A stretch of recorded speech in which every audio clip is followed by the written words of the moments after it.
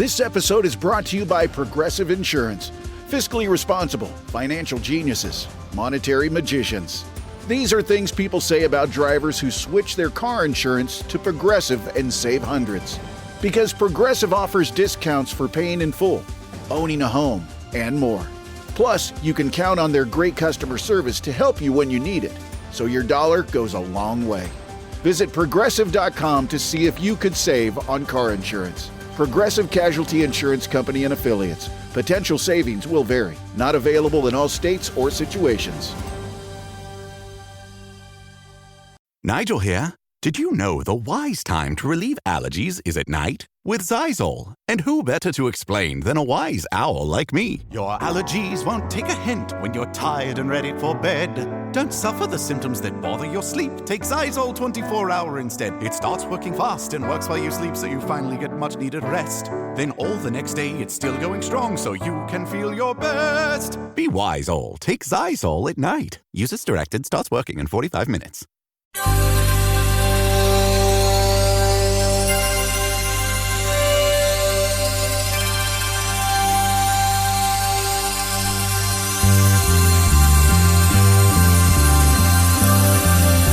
It's the Bob and Tom Show. He could keep it up forever. Under the hot lights while the gaffers drank their coffee and the fluffers did their nails. He was a freak of nature. He was bigger than the evergreens that stood beside his San Fernando trailer. And all the big producers told him he was hot. Now he's not. He can't show him what he's got. He can't do the money shot. Hot. Now he's not. He can't do the money shot, shot, shot, shot. The money shot. He grew up in Nebraska. Saved his money mowing lawns so he could go out west. 'Cause he always liked the movies. He couldn't act and get called back till one day at the county pool. A talent agent discovered him, said he had the stuff, told him he was hot. Now he's not. He can't show him what he's got. He can't do the money shot. Hot. Now he's not. He can't do the money shot, shot, shot, shot. Hello, it's the Bob and Tom Show here in the O'Reilly Auto Parts Studios. Ladies. Bob and Tom. They sound good today. Yeah? Yeah. They're in fine fettle. Sound wonderful. There's Christy Lee at the Silac Insurance Company news desk. Howdy, Josh. Pat Godwin's over there. Hey, Josh. He's got the keys, he's got the strings, he's got it all. I got the music in me. Yeah. Chick McGee out today, taking a well-deserved day off. There's Jeff Oskey. I'm Josh Arnold at the I Hate Steven Singer sidekick chair, and there's Tom. Thank you very much. We may have the weirdest connection to a song from Pat Godwin. And Pat, I'm sorry I haven't had time to warn you about this. I've been busy over here. You have been busy. Yeah, I was watching. I think we'll start right off with something weird. What? Ready for this? Yeah, I'm weird. Now, not everyone is as enamored with old sayings from dads and moms and grandpas and uncles as I am, which is to say no one here likes these but me, but that's too bad. Yeah. It's your show, buddy. There you go. So if you built this empire. Scoreboard. I love these things. I mean, we're hearing amazing things that parents and grandparents say to people, and even to their adult children, whatever it might be. This is interesting. This comes to us from Colin. Oh, Colin has the same last name as a friend of mine's ex-wife. Oh, for God's sake. She was awful. Colin, if you're related to that, boy. All she did was bankrupt him and break his heart. Okay, sorry. He says, my girlfriend's family would go camping if you were sitting around a campfire, Pat, I got if you were sitting around a campfire and the smoke started to blow in your face, you were supposed to say, "I hate white rabbits," and the smoke would stop blowing in your face and blow the other way. What? That, my friends, is unusual. How about that? That is. Is it an Alice in Wonderland reference? I don't know. The Maybe it hookah is. smoking caterpillar and then the smoke out in the... I don't remember that, but Yeah, I don't either. interesting. But smoke is in the news, of course. Anyone? Smoke gets in Oh, your because eyes. of the Pope. The Pope. Did Yeah. you know, I didn't realize this. Did you know that right now, today, they're building they have to add a chimney to the Sistine Chapel. It's not always there? No. No. They have to add a special that. chimney and obviously a place to burn the, and also the difference between the white smoke and the black smoke is done chemically. Oh, right. I believe that. Well, how do you think they did it? I thought it was different kinds of wood. I mean, how did they do it 1,000 years ago? I mean, it's one of the, maybe they burned coal at one point. It's one of the great traditions, and I did grab two interesting stories about the forthcoming conclave. And I also read an article saying it's very much unlike the movie, but except maybe the cool costumes. Now we have campfires. And one of my favorite songs of yours Why, thank you, is Tom. the campfire song. Yeah. Because unlike me, you are not a big camp guy. No, I'm not. And I'm not a big I loved my summer camps. Went to several. Of course, including the great Camp Hayawenta. When was the last time you went camping? Central Lake, Michigan. Last time I went camping, I believe our president was... Kennedy? Truman? Black? Just a second. Let me give it some thought. When I went to camp, it would have been probably Nixon. Whoa. Wow. I am. So you have not I am not a camped bear. as an adult. A little bit, yeah. But I mean, this is camping at a campfire with a bunch of kids. I'm surprised you haven't taken your family to one of those family camps that they have now up in Wisconsin. It's just like summer camp, but it's for the whole family. That's not a bad idea. I can't That believe isn't you a bad haven't. Yeah, done unless that. there's a camp called Camp Four Seasons, Kelly's not going. I'm just being honest with you. Not an because outdoorsy lady? We're hoping she's. Oh no, very much so. But when it's vacation time, I get 3 weeks off a year. We're not going to go in the forest. But I'm a big campfire fan. Okay. Bob and I, many a guitar night by the campfire with saucy young vixens. You want to go skinny dipping? That works. Yeah, Case of beer. Yeah, sometimes it's the only way they got wet. So Pat, this is a fun song about your dislike of the campfire. Sitting around a campfire, hotter than hell. Can't take a shower and I'm starting to smell. There's mosquitoes, ticks, and no AC. 98% humidity. Sleeping outdoors is not for me. This is my campfire song. I got smoke in my eyes and the fire's too high. The s'mores are flaming black, not golden brown. Oh, I'm not swimming in the lakes with the leeches and the snakes. This is my campfire song. Like a bear out in the woods, I have to squat behind a tree. Grab a 4-leaf and it's poison ivy. The tent smells like stinky feet or a Grateful Dead meet and greet. I prefer Netflix and Uber Eats. This is my campfire song. I don't know Kumbaya, and I won't play Wonderwall. If you sing Sweet Caroline, I won't go bye, bye, bye. I'd rather play in a bar and not ruin my guitar. This is my campfire song. And like this camping trip, it's only 2 minutes long. This is my campfire song. I'm out of here. Yeah. Now, once again, you're supposed to say, "I hate white rabbits," and the smoke will stop blowing in your face. That must be from Alice in Wonderland. be. I don't know. The last time we went camping, there was a fire burn or like a burn warning, so you couldn't have a campfire. yeah. It was the most boring camping trip. Like at night, there was nothing to do. Yeah. You're right. What would you do? It was just me and my lady, so we hung out in the tent. But normally you like to hang around a campfire till late in the evening. It was like 9 o'clock. Well, I might as well go to bed. There's nothing sunset, to do. nothing to do. Yeah. Can't see nothing. Josh, did you ever do the classic American/Canadian thing where you're doing the campfire and telling ghost stories and have the bejesus scared out of you? Because I certainly lived through that.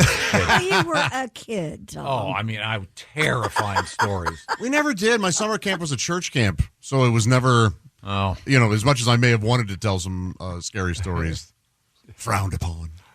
Really? But, yeah. Church camp. Yeah. Mm-hmm.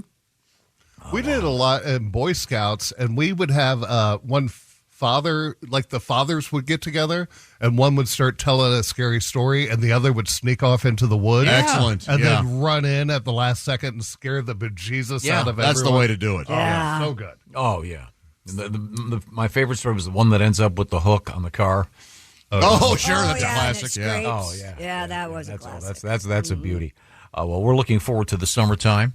And by the way, I think I'll know a little bit more today. I think our new T-shirt may be up and running. We got a little summertime month of May T-shirt. It is up. It is up? Yes. Okay. I got word this morning. And where is it up precisely? On the Bob and Tom website, there's a link to the pop-up store, I believe. Oh, it's very cool. And it is a short, we only do this for a couple of weeks. So if you're looking for the perfect month of May T-shirt to celebrate some of the great events in the month of May, specifically the Indy 500, that one is up. And, of course, the big event coming up tomorrow, the Kentucky Derby. Yeah. Got a little bit of a Derby news coming up for you. Right now, I've got a little bit of news about your future.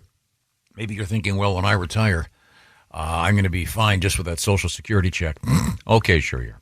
How about making sure that you can spend the rest of your days, including the days just around the corner, feeling good because you know you're going to be secure in the future because you've done some preparation. This is where the Silac Insurance Company comes in because they're the experts on annuities. Annuities are designed to guarantee that check keeps on coming. Whatever's happening, by the way, in the stock market, you can counter the volatility of the market, which is going up and down a lot lately, as everybody knows. And that's what annuities are all about, protecting you from that volatility. Get all the details. Find out how you can move forward with an annuity. And by the way, you can't outlive your money. Certain restrictions apply, so see exactly how they work and if you're eligible.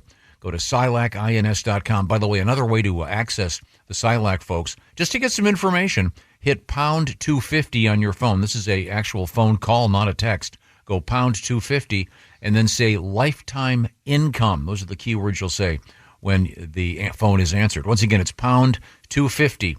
Pound is pound. It used to be pound. Now it's called hashtag. Right. Is it going back to pound again?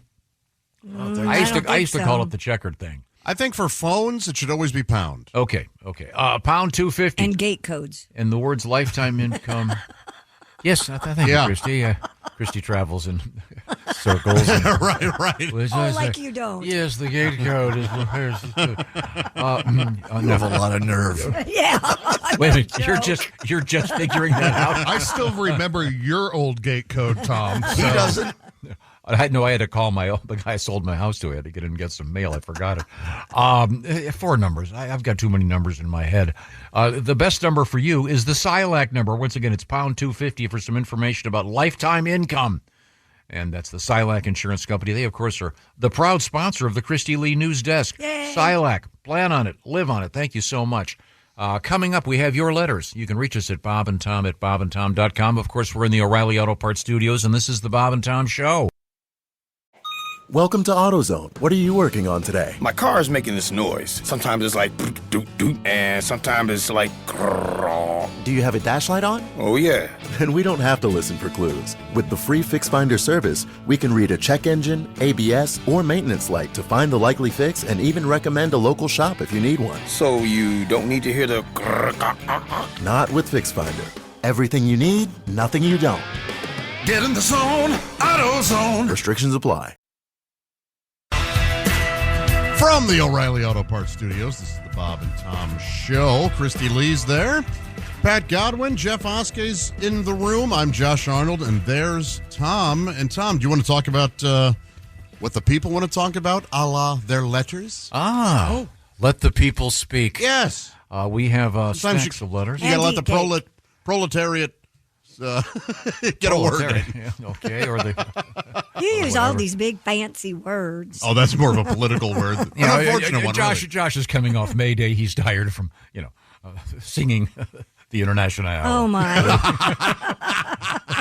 Oh, it was quite a celebration, man. What's the deal with the maypole? I never understood that. You dance around it and wrap it in ribbons. I or whatever, know. and- What? Yeah, I don't know How fun? who That's or no why. fun. Is that like musical Why is chairs? Did you end up? I don't with know. one I've person? never understood it. That's why I'm asking. Yeah, Not too you sure. got me. I don't know. We'll have to do a little research on that. But I understand you have a letter. Is that correct? And by the way, letters today brought to you by Hyundai. Hyundai helps protect you and your family on the road. We put your safety first and everything else second.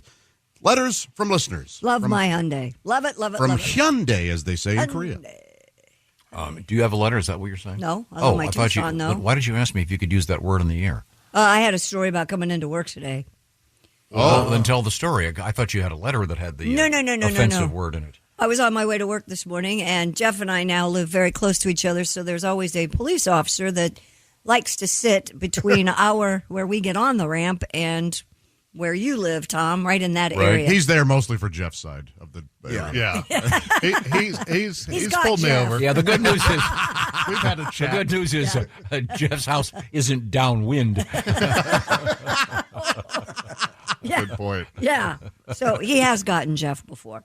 But he usually has somebody pulled over, and he didn't. And this morning, this jackass drove past me going, I don't know, I'm a pretty good judge of speed and male member size, and he was probably going about 100 miles an hour for every inch, if you know what I'm saying.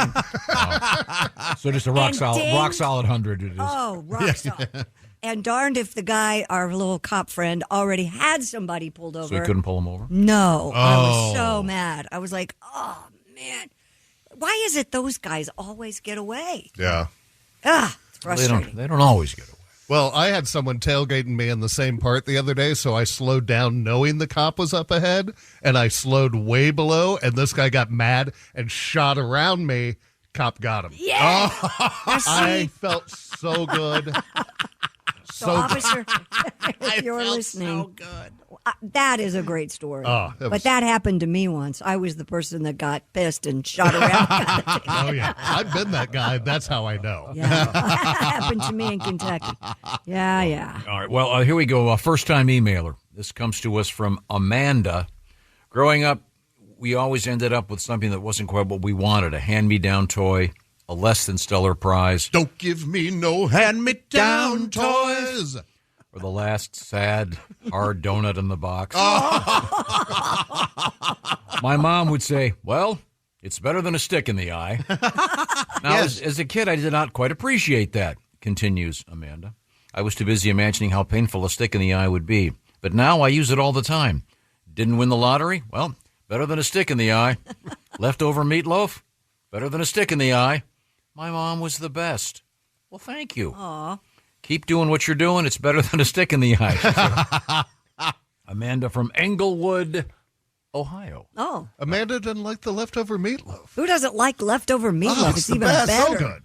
Meatloaf sandwich? Mayonnaise. Yes. No. Mayonnaise. Wait, what? You hate Mayonnaise on meatloaf? I like that's my fave. Oh, that's interesting. I've never heard that, Pat. We would go to No. Yankee games, and my grandmother would make us meatloaf sandwiches with mayonnaise. It brings tears to my eyes I just bet. thinking about it. You carried those in. They were delicious. And sat in the sun with mayonnaise sandwiches. Yeah, I'd get sick. There has to be a cookbook that's nothing but leftovers. I mean, I'm sure. I know there's scientific proof that day-old spaghetti. Yeah, because of the acidity of the tomato. Whatever is better than, or at least different than. I love that. I love making potato pancakes with leftover mashed potatoes. You ever do that? That is really good. Oh, it's so good. Oh, I've not done that. I'm not a fan of. We've been through this. I hate cold pizza. In fact, I don't even like. I like eating pizza at pizzerias. I don't like it delivered. I know that's not American, but Reheating pizza is an art. what now? It never gets crispy. But we've discovered that rather than the microwave, that Air fryer. the air fryer, that's Works better. great, yeah. Yes, okay. You guys conned me into getting an air fryer. It is wonderful. Use it all the time. Thank you very much. Josh, did you have a letter over there? Yeah, I mean, we're speaking of great food, and every now and again we'll delve into the topic of the fattest things we've ever done. And remember, you don't have to be fat to do fat things. What's the fattest thing I've done today, says Roger? I'm a large fellow, 6 foot tall, 365 pounds on a light day. I wasn't always an enormous person. Life. That is fun. Boy, I'm an enormous person. He says, life just got to me. So people tell me all the time I don't realize how big I am. Kind of like those dogs who try to get in your lap, but they're, an 80-pound golden retriever. Hey, dude. Well, I realized it today when I was sitting on the front porch in our new chairs, and when I stood up to walk away, my ass was stuck in the chair, and I carried it with me. That is... Wow. That's fat. Yeah, you're big. You're big. Yeah. That's one of those things that we have to share. It's pretty funny. But he's embracing it. Yeah. Acknowledging it. That's pretty dark. Maybe time to cut down a little bit. Yeah. I bet he's handsome. Yeah. 6 foot tall, 365, big slab of meat. Yeah. Yeah, that was gay, wasn't it? Yeah, the last part. Yeah. It was kind of. Slab of meat, huh? Sometimes I slip into it. It's getting easier. I don't know what this says. Growing up in southwest Louisiana, writes Ben, my dad worked in the oil field in the Gulf, usually 7 days on, 7 days off. When he would come in, my family would go out to eat at one of the many Cajun restaurants in the area. No matter how fancy the place, when the waitress would come to take orders for appetizers and drink orders, my dad would always say, "Do you have frog legs?" If the waitress said yes, he'd look at her legs and say, "Just wear long pants, no one will know." A classic. I've never heard that. Oh, I love that Is one. that a classic? I love that. Yeah. I've never heard that. I also love if somebody orders turtle soup and make it snappy. I haven't heard that. That's funny.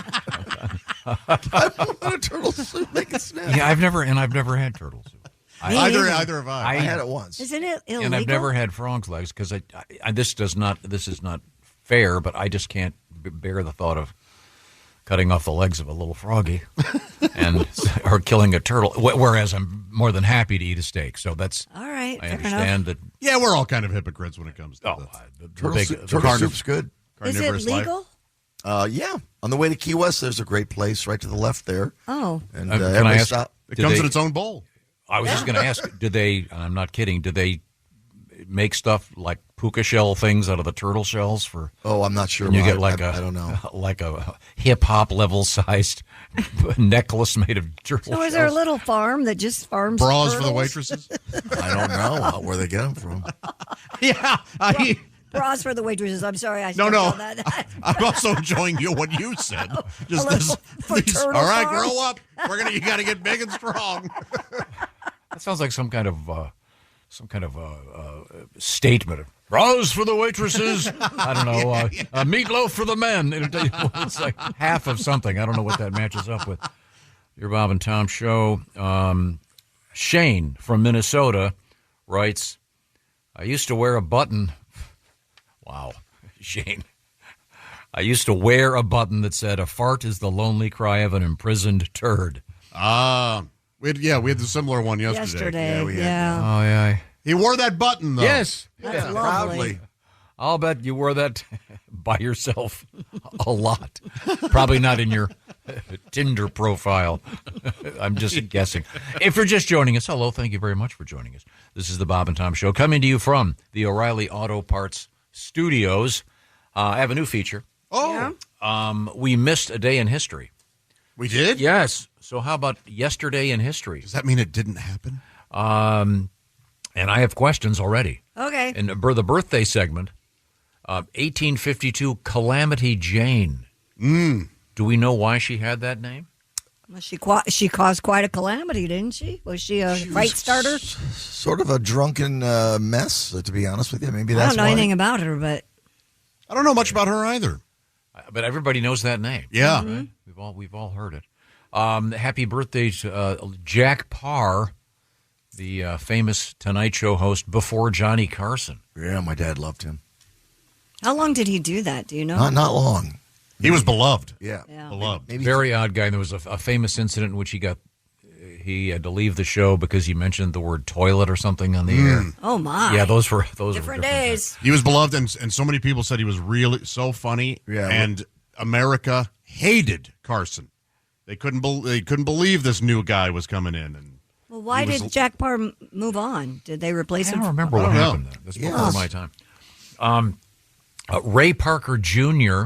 Oh, the Ghostbusters guy? Well, yeah, and if I'm not mistaken, he was born in 54, but if I'm not mistaken, I think that there may have been some kind of a settlement with Huey Lewis. Yeah, it's the same. Oh, yeah. Sounded an awful lot like, what was Want it? a New Got a New Drug. Drug. Want a New Drug. Yeah. 1967, excuse me, the birth of Tim McGraw, the son of Quick Draw. yes. Married to Faith Hill. Great actor. 1969, movie director Wes Anderson. I'm a sucker for all those movies. Yeah, Me too. I am I not. like some of them. Huge fan. His father was the famous Harry Anderson. The late night host Ghoulardi, Oh, really? and the voice of The Love Boat. That was actually Paul Thomas Anderson. Oh, that's the other Anderson? Yes. Oh, sorry. Oh, Wes is the one from Texas. Sorry. Yeah. What did West? What's a famous? Rushmore, Royal Tenenbaums. Yeah, I get him. I always get those two Very guys hit and confused. miss Sorry. with me. Okay, yeah, Yeah. with many people. Yeah. I fall for him every time. Is he the one that? He's the one that all the sets are.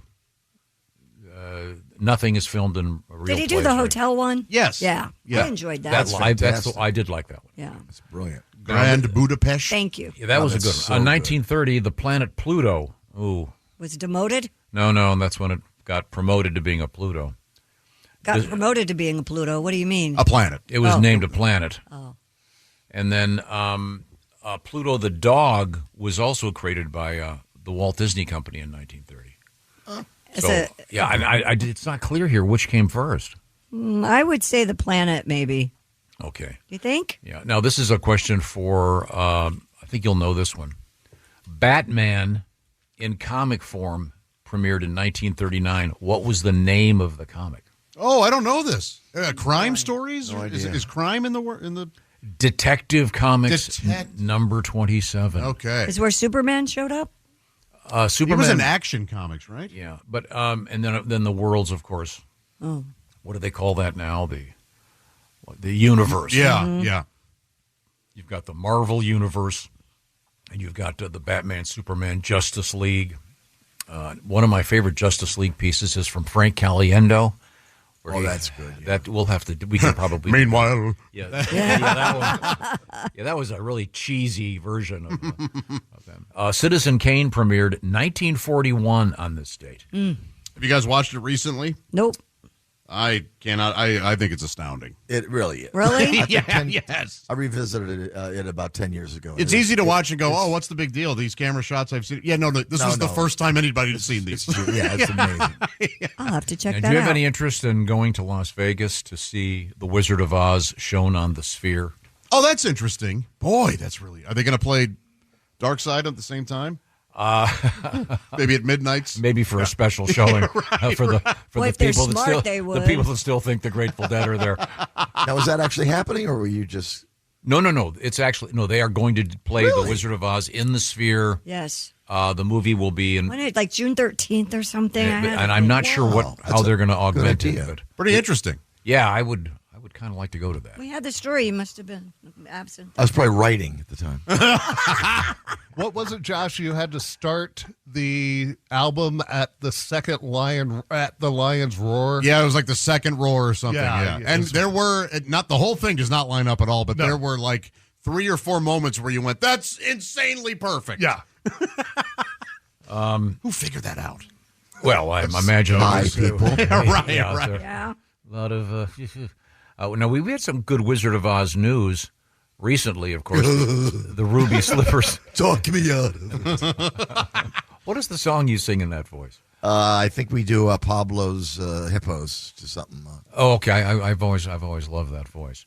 Yeah, I'll get more information about when that showing I'm is. trying to find it right now. Okay. While we're at it, SpongeBob debuted 1999 on what network? Nickelodeon. Very good, very good. And we've got that's kind of all we'll do for days in history that we missed. We'll have a Today in History coming up, though. Now, Hey, Kenny Chesney's doing a lot of shows at the Sphere. I can tell you that. My gosh. Really? Yes. Is the My dead? sister's going to that. Are the dead still there? The Right Eagles. now? The Eagles were there for. I went to see them at the Sphere earlier this year, and they were. I think they were there through March. It says here, no, the Sphere Experience Postcard from Earth is going on right now. Ah, yes. Yes. The dead are not there, but when Kenny Chesney's there, it's known as the "We Wish We Were Dead" experience. I'm with you on that. I'm not a fan. I'm with you on that one. Yeah, when she said she was going, I went, "You're going what? No Where?" shirt, no shirt, no shoes, no thank you. A lot of He was a big fan. A lot of backward hats. Hey, he doesn't need me as a fan. He's got He's got plenty. I'm with Renee on this one, though. I stand with Renee. Short marriage, you see. Oh, yeah, I think. Now, what's just around the You corner, don't Christy like Lee? what? Oh, Upcoming Sunday, not this Sunday, but upcoming. Oh, Mother's Day. Mother's of course, Day. May a 11th. little more than a week away. This is a great idea for a gift. Raycon earbuds. The Raycon earbuds are about half the price of those little white ones everyone is wearing out there, the ones that fall off, the ones that I found one in a parking lot not too long ago from some guy. Crystal clear sound, and they don't fall out of your ears. The everyday earbuds from Raycon are perfect for Mother's Day. The latest model, a 32-hour battery life.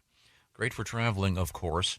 And you can keep your world to yourself. You put them in and blissfully listen to music or this show or podcasts or whatever. Raycon also has a quick charge if you just want to get a little juice in it. 10 minutes for a quick 90 minutes. Now, the earbuds come with something called active noise cancellation. And by the way, they're about half the price of the other famous premium audio brands. And they're designed to stay in your ear. They even have nice colors if you're sensitive to what is sticking in your ear. Go to buyraycon.com/Tom. Why? 20% off site-wide. That would include the regular over-the-ear headphones that I'm a huge fan of. My kids have them when we go traveling. They get on the plane, pop on the headphones, stare at their iPads, and voila, silence, peace. They're happy. Right now, Raycon, 20% off site-wide.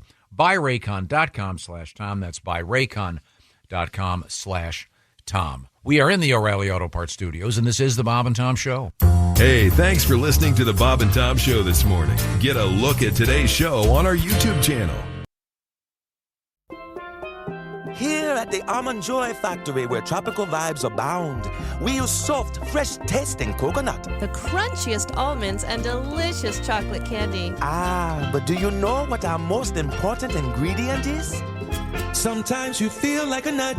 Sometimes you don't. Almond Joy's got nuts and something even way better than that. Yes, Almond Joy is made with almonds and joy. He'll be yelling. Welcome back to the Bob and Tom Show, live from the O'Reilly Auto Parts Studios. All right. Oh, you're good, man. You're good, Tom. I've answered some questions, though. You've answered some questions that we I'm posited earlier? Or? Yeah, I just found out a couple interesting things here. All right. We had a great letter. We've been talking about these old phrases, that you always hear from Grandpa, and well, not in my case. The only thing I heard from my grandpa was, well, he's dead and all. Yeah, both of them, Right, yeah. you didn't hear anything. Really? We had a letter that someone said when you're at a campfire, you would say, "I hate white rabbits," and the smoke would go the other way, not be in your face. That apparently is a tradition in North America. Okay. Really? It's been around for a long time. The origin is not known. Gotcha. They say it also is part of the superstition where you're supposed to say rabbit, rabbit, rabbit on the first day of the month. Rabbits bring good luck. Gotcha. I never heard that until you guys did it. It was Gilda Radner. I never heard it till Chick did it either. Made it kind of famous. There's also speculation that the phrase "I hate white rabbits" relates to the appearance of smoke resembling rabbits. Sure. And it ties to certain Native American traditions. Okay. So, by the way, I'm not sure this last sentence was necessary in this article. It says, oh, by the way, there's no scientific evidence that saying "I hate white rabbits" affects the direction of the smoke. Ah, yes, yeah. Well, thanks for the clarity on that. But it's worth a shot, isn't it? Now, yesterday, we had All my troubles seem so Far away. Is everything a Beatles song to you? Yes, pretty much. an interesting story about seagulls. and the screeching contest with Yes, we seagulls. Do you had. remember this? Oh, yeah. Oh, yeah. Was it Sweden? Yeah, and Or somewhere like that? Yeah, I'm a big fan of seagulls. Belgium. Yeah. But many are not fans of seagulls. They're Chick's not a fan. They're scavengers. You can't kill them. They're actually quite useful. Sure. Yeah, I would never kill one. And I like them because usually it means You're at the beach. You're near boats. Yeah. Sailboats, the great sounds of Water. things dinging against the masts. Who doesn't love that? Okay, I'm sure there's someone that doesn't, but you're just a lesser person. This is from Margaret. Hi, Margaret. Maggie. Lives in Delaware near the beach. How you doing, Peg? She goes, seagulls run the beach.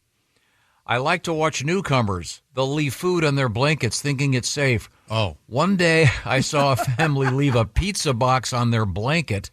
They went swimming. The seagulls figured out how to open the box. Each one flew off with a slice. Yeah. The family came out of the water and thought someone had stolen their pizza. That's so funny. Those seagulls are the best. Yeah. Yeah, I think they're funny. But we had the screeching contest in Belgium. And, That was crazy. The lady that was dressed just like a seagull, down to her makeup and and I'm going to play a yellow little lips. a little bit of this. It is There she is. yeah, it's rough. You can see she looks like she's in an opera. Yeah. A white pasty white makeup. Or a Devo video. Yeah. Very, very good. Yeah, there's the sound, yeah. But that leads to this. I had a request for this. She does sound like one. This is Bob's famous bird calls. And listen very carefully. African scissorbird. Okay. Unbelievable. If you have ever seen that is just so dead on. Thank you very much. Guatemalan diarrhea bird. Okay. Oh, this is rare. Unbelievable. I'm sorry. That got cut off. Yeah, Bob got cut off there. My son loves that. The African scissor bird. I'm not sure I can do it. No, I think only Bob can handle that. We'll get Bob in here to do that for us. Thank you very much. And I have an update on the Wizard of Oz at the Sphere. It opens August 28th if you're going to buy tickets. So that's when you can check out the Wizard of Oz at the Sphere in Las Vegas. And is it just for the one night? Do you know? No, I don't think so. That's just when it opens. I bet they do more than one. And the Sphere, showing. if you haven't seen it from the outside, it looks kind of like that thing at Disney at Epcot. Mm-hmm. But you go inside and they project things all over the spherical ceiling. It's amazing. Do you think there'll be a Sphere in another town? Or? I think they're going to be I would think so. They're going to. It's so great. Don't they have bars now that have like wrap all around you? Yeah. My son Sam went there in Las Vegas to see the WWE event a couple weekends ago. Mm-hmm. And he said it's amazing. He said it was better than being at the actual event because you could see and you could hear the announcers, and it was a great crowd of people. We're going to all live in a celebrating. video game, aren't we? Pretty much. Yeah. I think so. Yeah. Ready Player One. And love that movie. Love that movie. there is a movie based on another video game that's huge right now. Minecraft. And we learned yesterday a fascinating story that a song, one of the songs from that was about a 30-second Jack Black, funny little commercial kind of thing, is actually on the charts. Yeah. And is now the shortest song in the history of the Billboard charts. 34 seconds. To do that. Okay, did you have any more mail over there? Nope, I don't. It's we're ready to switch gears. We have a couple of interesting Pope stories I thought we'd share with you. Christy, I know that you are of the Catholic faith. As is Jeff Oskey. Don't just throw me under the I was bus. raised a Catholic, thrown out. You were? Yeah. I threw you out? No need to really explore that right now. Did you complain? Never mind. Yes. The conclave to elect a new pope will start on May 7th. The Catholic cardinals delayed the start by 2 days to build consensus and to get to know each other better. Oh. I don't know if you know this, but of the 135 voting cardinals from all over the world, 108 were appointed by Pope Francis over his 12-year reign. And one of the cardinals, a British cardinal, Vincent Nichols, admits many of them are strangers to each other because, you don't really all get together every year for, the potluck or anything. He called them, I was surprised to see the quote, a wacky lot of weirdos. Yeah. Yes. So he just wants to get to know them a little. Yeah, and of course, we will know who the new pope is or has been chosen when the white smoke rises from the Sistine Chapel. So they do chimney. black smoke if they had a vote and nobody won. Correct. than they do white smoke. It's kind of interesting. That's probably the only place in contemporary culture in which smoke signals are a valid form of communication. You think about it. Probably. Well, we aren't far away from it. We used to have letters, and then we got a phone, and now everyone's back to typing letters on their phone. So smoke signals should be next. Yeah, exactly. Hieroglyphics, then smoke signals. I don't know. Yesterday afternoon, I was driving, and I think the guy next to me was practicing for the conclave, judging by the smoke. Oh, man, that's a lot these days. Atlanta's been practicing for the conclave. They've been burning votes for the last 10 years. Oh, boy. Who's causing trouble now? And bets are pouring in on who will replace Pope Francis. As of now, two front runners are tied at plus 150 odds. And this is legitimate. You can actually bet on this. You can go to certain betting houses. And Pietro Parolin, the Vatican Secretary of State since 2013, seen as a continuity candidate with strong diplomatic chops. Then there's Luis Antonio Tagle, who's a Filipino cardinal known for progressive views and global appeal. The top five candidates, two are from Italy, one from the Philippines, and two are from Ghana. How'd you like to be known for your global appeal? I question that. Yeah, I know. Do you really? Yeah, he's known for his global appeal. You mean the guy that we'd never heard of until 5 seconds ago? My favorite's the guy in fourth. The fourth, Peter Turkson. He's always one of my favorite of the monkeys. Who's from Ghana. By far the better guitar player. And Robert Serra from Guinea at 12.5%. So Robert Serra. No need to get to name call. No, we understand.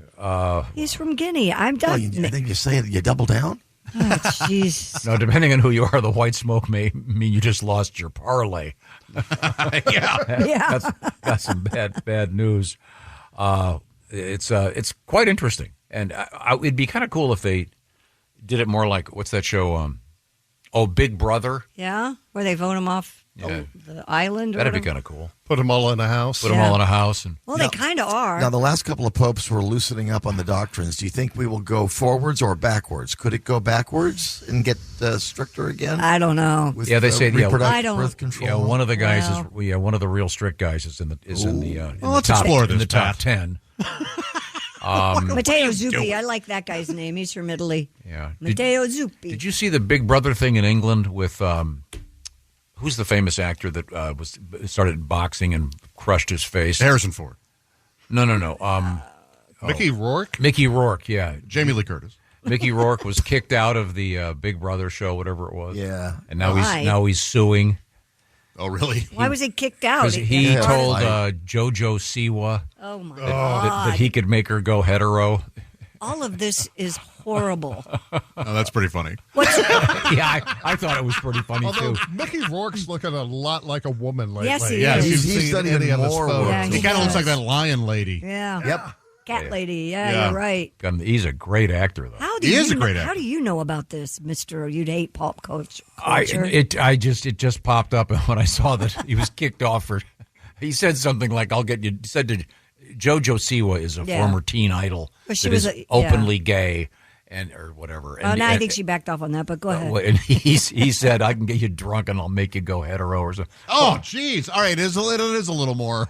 Yeah. I can get you drunk part. Oh, it's offensive, but see, I find all of those shows offensive. Of course. If you go on them, of course, they want, this is the shows want something like that. Of course, because we're talking about it. Yeah, exactly. Mm-hmm. This is the one in England, apparently. But I think they should do this with the papal candidates, and they could call the show Cardinal Rules and show it on MTV. Anyone? Cardinal Rules is a great. That's not bad. A great title. That's not bad. Yeah. Those are nice suits. And now, coming up, we have many delights, including cigarettes in the news, famous painting in the news that's been damaged, and we have a record that's sad but nice in a way, involving the world's oldest person. We get this one about every month. Yeah. If that's your hint. We are in the O'Reilly Auto Parts Studios, and this is the Bob and Tom Show. Just got to get a hold of us. Call, fax, mail, or email. Get all the contact information you need at bobandtom.com. This is the Bob and Tom Show. Llévate más de lo que esperas todos los días con el nuevo McValue en McDonald's. Ahora puedes comprar uno y sumarle otro por $1. Así que cuando tu equipo favorito enfrente a sus rivales, enfrenta tus antojos con $5 Meal Deals. Y si estás corriendo para alcanzar el desayuno, corre al app para llevarte ofertas antes del cutoff. Tú decides, y con McValue, tu decisión siempre rinde más. Precios y participación pueden variar. BOGO $1 válido para un producto de igual o menor valor. Debe estar registrado en Rewards para ofertas en el app. Welcome back to the Bob and Tom Show, live from the O'Reilly Auto Parts Studios. There's Christy Lee at the Silac Insurance Company news desk. Hello there. Pat Godwin's over there causing trouble. Yeah, you are. There's Jeff Oskey, rather. I'm Josh Arnold at the I Hate Steven Singer sidekick chair. Chick's taking a well-deserved day off. Then there's Tom. I got a letter, Pat. I don't know if you want to do this. This is from a nice lady. Her name is Michelle. Hi, Michelle. And she is a bus driver, school bus driver. An unheralded hero, I say. Mm-hmm. Oh, yeah. Oh, no kidding. Especially these days. Oh, in my day, the bus drivers, they ran a military operation. Yeah. If you did anything wrong, you were in big trouble. Absolutely. Yeah. But I think today it's a little tougher. Well, now it's hard to even get people to drive the bus. So thank you for doing that, Michelle. Can I say this real quick? We had a bus driver named Buck, and Buck would bring his beagles on the bus. Oh, how awesome is this kid. Already? But when you walked on, you'd go, yes, Buck, and he'd go, yes, Buck. And every kid would go, yes, Buck, and he would yes, Buck him back. Aww. And in the snow, you'd start chanting, donut, donut, donut. And he would do donuts in the school parking lot. In the school bus. Now, that's rare, I think. You know, this is one of those stories that And Buck was no longer a bus driver. Yeah, no. Buck ends up in county. Well, what's great is Buck had to retire, so his son, Buck E, took over, and Bucky was a few sandwiches short of a picnic. Well put. Well put. I see. Michelle, kind enough to write. She goes, long-time listener. First time shamelessly inviting you to my wedding coming up in Halloween. Oh. She goes, I am 54. He is 59. I know it's a geriatric age to get married, writes Michelle. You guys are the authority on weddings. And since it's a Halloween wedding, it's being called a hollow wedding. Why not? Yes. She goes, I hear Josh saying, I'm out. Oh, no, I don't mind it. I'm writing you to invite you to our wedding with high hopes that Johnny Loud himself. Johnny Loud one. That's Pat Godwin. My famous song, Circle City. Yes. Will come sing for us, Pat, sorry. Now, what is the background on this song that you're going to do? What do they want me to sing? Not This Circle is City. Lighthouse. Oh, Lighthouse. Oh. That's probably the second song I've ever written, and that was the song I sang at every wedding from the time I was like 22. And at every wedding I sang Lighthouse at. They got divorced. A perfect record. I sang it at all my cousins' weddings, my brother's wedding. And it's not a comedy song. No. It's one of my, it's a beautiful song. And she wants that song. She wants to get divorced already. She wants to break the curse? Yeah, yet. she says, yes, I guarantee we will be the ones to break the curse. All right. Where's the wedding? Come sing it. This letter continues for another 8 pages. I haven't gotten to Does the it say bottom. where it is? And it's no, but she's to RSVP with either a dick pic or a clamogram. Wait a minute. I would even consider doing this to break the curse. If they are, that would be fun. Really? I wouldn't mind doing it. It's from, here we go. It's from Milton, Ohio. Oh, so it's Okay, not far. doable. We could do that. Yeah, we could fly me in. We don't know where we are right now. We're in a different city every show. What would you need, Pat? $7,000? I would do this for free. What about for prima nocta rights? If I knew what that word meant. It means you get to sleep with the bride before the husband does. Oh, boy. No.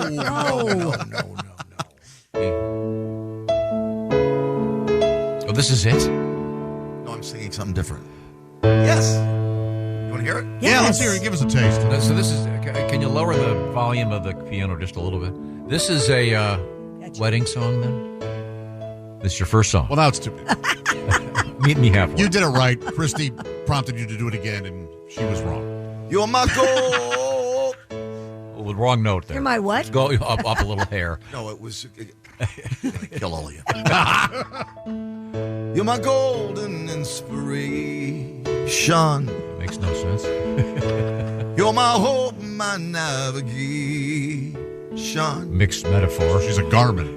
You're a lighthouse when life turns stormy sea. In a wave of confusion, you're looking out for me. So lighthouses really look out for the land. Yeah, they don't really look at anything. I'm just going to plow ahead. You can heckle You know all you what? want. I'm this loving it. This lady wants to hear it, and I'm going to play it at her wedding. Yes. Ever watching, always guiding. But she was just watching. Check my course, which way I'm riding. Keeps you in line. You're riding on the You're switch. a lighthouse. Darkness engulfs me. Oh, back up. What was that line again? No, You're a lighthouse. Darkness engulfs All me. right. Engulfs me. What the hell does that mean? When darkness engulfs me. It's a nautical pun, golf. Josh gets me. Lost at night. It's your light that sets me free. Oh, you're the lighthouse. Now my love spouse. My love spouse. Oh no, that's. Threw that You're in. the lighthouse. Now, did anyone ever throw up when you said that part? Has anybody ever said it? I No, do you my know, I love haven't spouse. sang it in a while, but even when you're singing it, it made me My sick. love spouse. That is not how That's it goes, not really. the song. Is it really? Oh, please that back was- up. We need to give with some respect here, please. Do you still what's the lady's name? Michelle. Michelle, do you still want me to sing it? Michelle in Milton, Ohio. Michelle, I will go. We'll make an event out of it, and we're going to you'll be the first marriage that has ever survived. I'm talking 25 marriages I've sang that at. Oh, wait a minute. I got her name wrong. I'm sorry. Michelle is in Hamilton, Ohio. So that's even closer. That's You're even closer. the lighthouse. Now my love spouse. That's not in there, really. I added it. Oh, okay. That's great in its awfulness. Yeah. Mouse. What boy. happens at the end of the song? What? What happens at the end of the song? People get divorced. No, but I mean, what lyrically? What happens at the end of the song? I don't remember. I know it's written. I have it in a notebook somewhere. It's been a long time. Well, I'm sure you can sniff it out. I mean, literally. Yeah, it's quite. I think it's a beautiful melody. It is. It's It a is. naive lyric. The sentiment is very. I mean, it's Cliche. What's the word you're looking for? it's gorgeous. It is very pretty. It is pretty, yeah, It yeah. really is pretty. I'm sorry. Yeah, I can see the. I I'm can sorry see they're the making bride. fun of you. I can see the bride walking down the aisle to that. No. Oh, this was a reception No, deal. that's a reception song for No, sure. no. This is a wedding song. I do it at the wedding, or I At don't do it at the all. wedding. Yeah, it's during like- the ceremony. No, ceremony. I have been picturing all these years. You at a reception Yeah, sort of. exactly. No, this was at the actual wedding. I would sing it. Really? at Like the- after their vows? church. After the vows. Well, after, before, I don't remember. Wow. I have done the word is that you become an officiant, You've officiated. and I have done some weddings. And there are some rules, but there's also a lot of looseness in there. You can have someone come in and perform. Mm-hmm. The way I do them, it's sort of a wham bam. Thank you, ma'am. I try to keep it relatively quick. There would be a follow-up after the divorce. It would go, now you lost half of your money. And half a house, you lost your honey. I love honey, please. She's a bitch now. And he's a prick. Your kids are sad because things didn't work. Stick. And you've got all those classic dick pics. Oh, these are all. We can finish this one up. Spouse, you can get spouse in there again. Lost half your house. Yeah. Oh, yeah. And It's all there. My ex-love spouse, is that the word? But I will actually do that. Milton, Ohio. You're all on. No, it's No, Hamilton, Hamilton. Ohio. I can't do Hamilton. Milton is similar to the last name. I'm not allowed back in Hamilton. Oh, is that one of the places where you you get to meet the police and get your picture taken? Yeah. the Pat Godwin I only have one glamour mug. shots. I only have one mug shot so far. Okay. Well, thank you very much, Pat. Now, let's see. A couple quick things. Oh, I know what I wanted to remind you about. for many of us, coffee is the source of life. Yes. And that's where Java House comes in, because Java House is now actually the official coffee of the Bob and Tom Show and the official refreshments of the Bob and Tom Show. Yeah, that's right. They're from Java House. Let me get one of these babies. This is what they call a peel and pour cup. It's a little tiny. It's about the size of a Keurig cup, a little bit bigger. And it doesn't go in a Keurig machine. You just take the top off, peel it, and pour it. Take the top off, baby. Yeah, that's how we explored it. Baby, take the top off. No, it's peel and pour. And the way it works is, what are you into? You want decaf? You want, what's this one? This is your classic Colombian medium roast. I am not drinking this. I am drinking tea this morning. I had the caramel one, the salted caramel. That's a good one. Oh, it was really good this morning. Love salted caramel. And then Josh, of course, he's a big fan of the hot chocolate. The hot cocoa. He's a hot chocolate man. Now, do you have marshmallows you keep here at the station? Absolutely. What size do you need? I like the regular size. I don't like the minis, and I despise the ones the size of a softball. I got you, man. Those really? are. You don't like the big marshmallows? I like the minis. Yeah, no, you like the minis, do you? Yeah. Oh, No. Java House. I'm out of the regular. I'll just bite a softball 1.5 and give it to you. Okay, no, I don't approve. However, I do approve of Java House and all their great products, and I want to do a special thank you to the Office H2O people. They put a new water system here in our office. It is so great. Instead of standing over the bubbler cooler that takes forever to fill your cup, this is a water filtration system that goes through our plumbing, and it is great tasting water, and it makes great coffee, tea, et cetera, et cetera. So check out Office H2O. In the meantime, you want to get started with Java House or to knock 25% off your order if you use the code Bob and Tom, BOBANDTOM, javahouse.com. Check out the revolution in coffee, not just at the office, at home, too. Willie G, I was talking to him the other day, and he's been traveling with Frank Caliendo and carrying around a bunch of Java House coffee with him. Java House, the official coffee and refreshments of the Bob and Tom Show. Christy, what's coming up? Coming up, we have Florida man in the news again. We have a lady who has a really weird way of handling her road rage.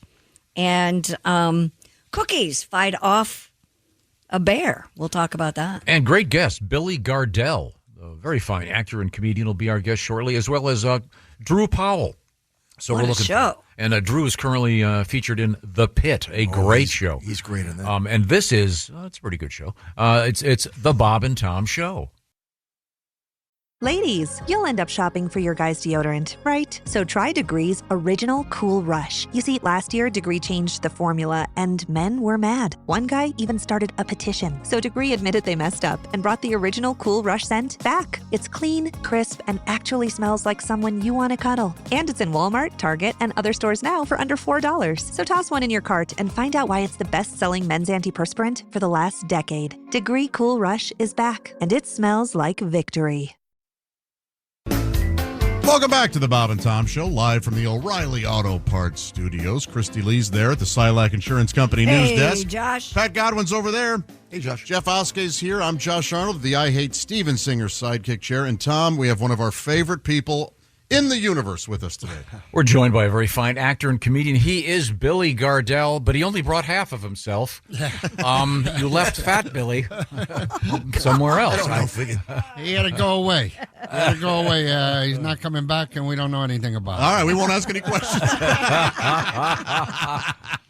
Billy Gardell is a very fine stand-up comedian. We first met you on the stand-up circuit many years ago. I think Many years Tim Wilson, I think, brought you in. He begged you guys to have me on the air and promised that I would behave and be polite, be a gentleman. And back in the I want to say, I was trying to think of when I met you guys. I want to say it was middle 90s. Probably, yeah. Maybe even a little before that. So thank you for having me back. It's great to see you guys, man. Great seeing It's you. nice to meet Pat Godwin. We've done every gig. Yeah. A week or two apart. That's I know. one of those names. You Yeah, know? in You're fact, like, we did a famous strip last club, week. That strip club gig. Exactly. You did a strip club gig? Yeah, The in Palomino, I would imagine, is what you're referring in to. Atlanta, they tried to have comedians with Yeah. strippers, and it didn't work. We were paid pretty well, but Yeah, that was it. I Were had the to- girls stripping while you were doing stand-up? no, they'd give us like a 10-minute spot. We'd get Yeah, up. that was it. Was a 6 o'clock, a 9 o'clock, and a midnight, right? And it seemed like it went on forever. Oh dear God! And I was really heavy back then too. too. So I remember, man, that happy hour crowd was the tough one because it's like 6 o'clock. The lights go up, the girls leave, and then I go waddling towards the stage like, "Show us your tits." I'm all right. Yeah. Good morning, everybody. How's everybody? How we doing? Boy, we have the same scar, Pat. That's like the two guys talking about the scars in the boat in Jaws. Look at this. Right here. Atlanta, the Palomino took it out of me. Shark's eyes black at night. But they didn't have any customers. It was just you performed for the strippers. Yeah. And after a while, you're there for 2 weeks. I imagine the idea, the germ of that probably came from the 50s. Yeah, burlesque. When Burlesque. Lenny Bruce, famously, I mean, if you've ever seen the movie Lenny, where Dustin Hoffman portrays Lenny Bruce, that's fairly accurate. Yeah. That's what they were trying to bring that back, and this guy had a whim to do that. And I think me and Pat and maybe 3 or 4 other guys survived it before they pulled the plug. Then they stopped it, yeah. We had like one little tiny green room in the back where I would hide because it was just crazy. Did you play guitar back then? Yeah. Really? Yeah. I did my little guitar action. I wished I played guitar back then. How were you doing? I would have put cymbals on my knees and clanked them together. I mean, it was horrifying. Our guest is Billy Gardell. Before he got famous, let me ask you this: was the content of your comedy when you were playing in this strip club? Was it a clean show? No. Your show now is relatively. I swear a little bit, but I'm not going to say nothing that's going to run you out the door. But in those days, never you have. did? That's never really been my thing. No, I don't think so. I was still just trying to be funny. I was probably talking about getting drunk a lot because that was what was going on back then. So that fit that particular group. Oh, God. That's what I went with. Did you? Let me ask you this: so you're playing this strip club. Did you meet the ladies? Oh God! Oh yeah. I mean, they were nude. It was like okay. nude. It was, but you would sit at the bar waiting for your spot. I don't know how it worked but I had to drink to get through it. I'm like, what have I done with my life, right? But then they would sit and then get up and go work and sit and get up and go. But they would like drop some of their story on you, so you would just get this round robin. Anyway, my boyfriend said he doesn't really care for me, and he's going to Louisiana, and I got to work. Then the other one would come in. I think I'm just going to do this long enough until I can get a car, and I'm going to work. You sit there like the dude in the Big Lebowski. All right, man. Okay. All right. That was Tina. If you really got to know them, would they tell you their real name? Oh, yeah, a couple of them did. I go by Galaxy. Galaxy, my real name is Galaxy. My real name is Star. Toughest gig I've ever done, man. That was rough. Oh, wow. Yeah, one time we were out with our band, and it was, where was that? It was in Nebraska, I believe. Yeah. And the club was it was a huge place, and for some reason there was a strip show in the middle of the day. And they were kind of over on the right and back. Yeah. And we were trying to do a sound check. It was really interesting. Yeah. It's very sad. I believe it was a strip club most of the time. And then we were the guests? Yes, we were the guests that day. All right. Billy Gardell has gone on to many other things besides stand-up comedy. It would include one of my favorite sitcoms of all time. You're so kind about that. Thank you. True. We were. This is odd. I have seen every episode, and I have not seen every episode of any other show because it used to air at 3 a.m. here. So when you were getting ready to come in, I've seen every episode. I'm not kidding. I'm sorry you had to hear my voice first every day. I'm sorry for that. My dad used to say it should be on top of an ambulance. Get out of the way. There's been an accident. The show is, of course, Mike and Molly. Of course. Right. And it every once in a while there'll be a marathon. Yeah. On the weekends. Yeah. So I'll leave it on. So as I come and go, I get to watch. It's so well written. It's so well cast. That's perfect. it, man. It's perfect. Perfect You guys cast. are all great. Our table reads scripts. We're better than most people shoot scripts. That camp just has an incredible writing staff that just Chuck kind of promotes from within. He has kind of a farm system. So you really have to make it to the next level to get to the next level. And man, some of the drafts we would get, we'd be laughing out loud at the beginning of the week. Now, is there somewhere an outtake reel? Yeah, I got a couple actually. You want me to send you one? Well, We got some funny ones. We had some great. They're just such a great cast. Now, who was the best at remembering their lines? Me. Mm-hmm. Is that a lie? I was just terrified I was going to lose my job every day. So because you think about it, Melissa had been on Gilmore Girls and came out of the Groundlings. Katie Mixon, who played her sister, was out of Carnegie Mellon. Niambi Shakespearean trained. Reno Wilson had a show, and then he went to the School of Fame in New York. Lou Mastillo, Broadway. Swoozie Kurtz, Broadway. Rondi Reed, who played my mom, Steppenwolf. And then Here I come out of the comedy club kitchen. You guys doing a show? and, so I had to be on my horse, man. Do you, by chance, know who you beat out for the role? Was it someone you knew? I do. There was a great guy, Lance Barber. He's wonderful. And a great guy. And me and Lance, now Lance was the dad on Young Sheldon, so he eventually ended up on the Yankees too. So, and I got to go down and congratulate him, but it came down to me and him. During the late 90s, early 2000s, me and Lance passed each other at every audition. We were like, you know that? Remember that Warner Brothers cartoon? It was like Morning Bob, Morning Fred. Right. We were those guys. Passing like every overweight white dad. We were like the, you know what I mean, or the sidekick or the cop. Like we would just pass each other at every audition. So I was very happy when he got that. And you guys had just great scenes together on Young Sheldon. Oh man, it was so fun to go down his son and was play a with tire him. savant kind of thing. Yeah, I love Young Sheldon. We got to hide in the chicken shack and have our beers. Yes, and yeah. It How was fun. so fun! That must have been great to actually get to work together after all that. It was really, really nice, and to go in and play supporting role to him was even cooler. you Yeah. know? And then he really took that role and crushed it. Yeah, he did. know? Yes. And that was another great cast. Another great cast. That happens to be my daughter Finn's favorite show. I love amazing every episode of Young Sheldon. The young people that watch that show, it's unbelievable. I mean, they've kind of skipped a generation. Like they were a hit on TV, but then when they went, I think they're Netflix now. Yeah. Boom, they're a hit again, which is pretty The amazing. show has heart. Yeah, that's a lot of heart, a lot of charm, and Our guest is comedian and actor Billy Gardell. If you're just joining us, welcome back to the Bob and Tom Show. Well, if you're just joining us, you really haven't been here yet. Let me start over. If you're joining us, we are the Bob and Tom Show. We're in the O'Reilly Auto Parts Studios. Our guest is distinguished actor and comedian Billy Gardell, doing some on the road, doing some stand up. We're talking about Mike and Molly and Young Sheldon.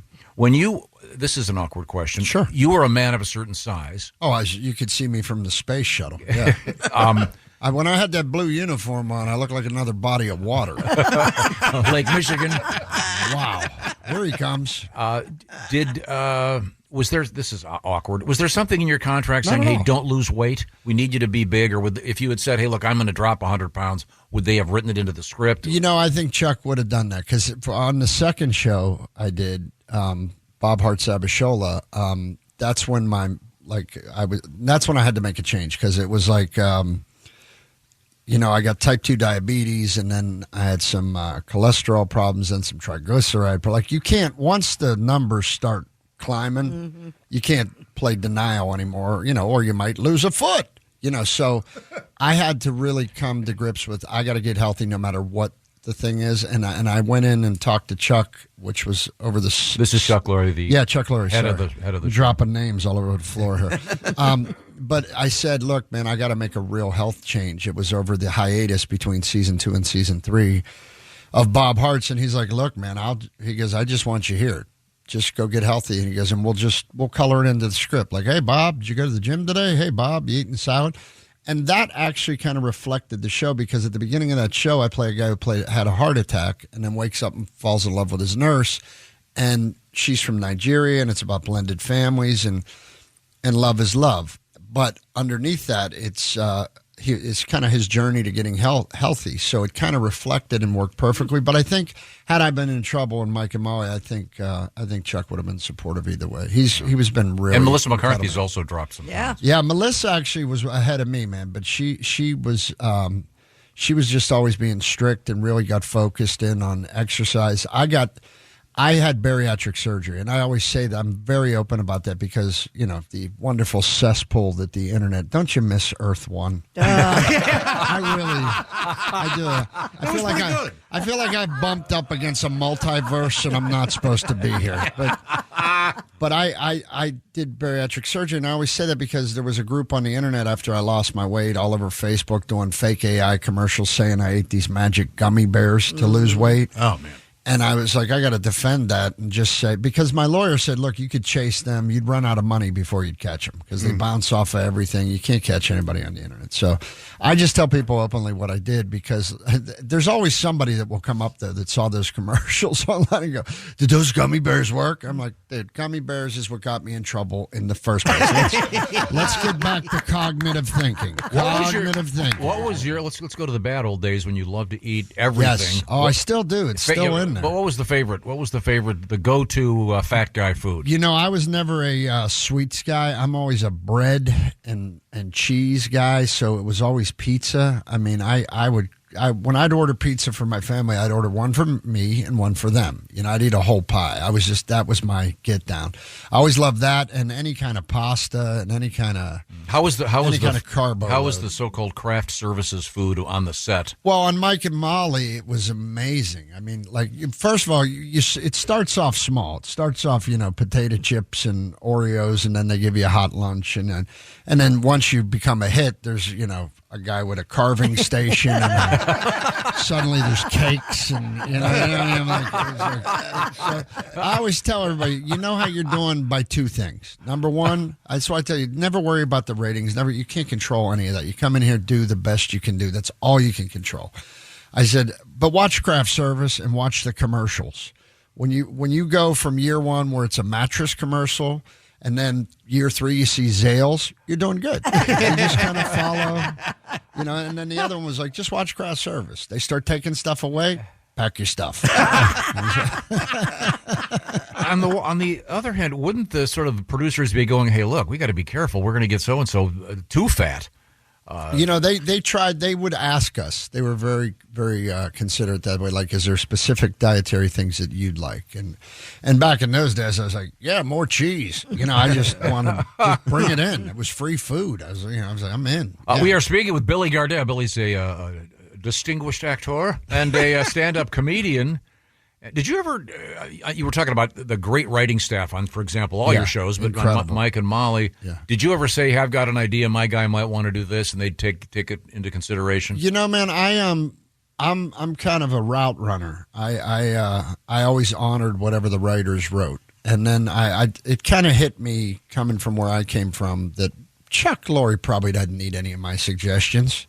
You know what I mean? I think he's pretty good at it. He figured it out. Yeah. But what they would respond to is, I didn't say much. I would just do what was written. And then if I had a suggestion that I thought was really good, I'd go over and say, hey, what do you think of this? And if they liked that, they'd let me do it. Like, I could turn a line a little different. Was just by chance, I'm really fishing here. Sure. The episode where you buy the really old car. Yes, they wrote that about me. I was wondering about that because maybe you told me that and I forgot. That was such a funny show. One time. Yeah, I this is how you know I'm white trash. Episode 3, we're still living in an apartment, and I bought a 1956 Chevy Bel Air that was just completely blasted out. I mean, 411 years, 512 horsepower, double Holly. So I was pulling into my apartment garage like the third week, blah, blah, blah, blah, blah, blah. And I drove it to the studio, and the writers happened to be standing by the stage when I pulled up, and that episode was next. It's so funny. It feels like they're bugging your house at one point. We're speaking with Billy Gardell. We're going to speak with him for a while longer. He's going to hang out. He's on tour. I'll give you those dates. Oh, of course. It's our pleasure. And you can check out his great shows, and we'll find out what his favorite episode of his own show is. I have my favorites, but no one cares. We are in the O'Reilly Auto Parts Studios. This is the Bob and Tom Show. Want to share something? Send us an email. BobandTom@bobandtom.com. This is the Bob and Tom Show. This episode is brought to you by Indeed. When your computer breaks, you don't wait for it to magically start working again. You fix the problem. So why wait to hire the people your company desperately needs? Use Indeed's sponsored jobs to hire top talent fast.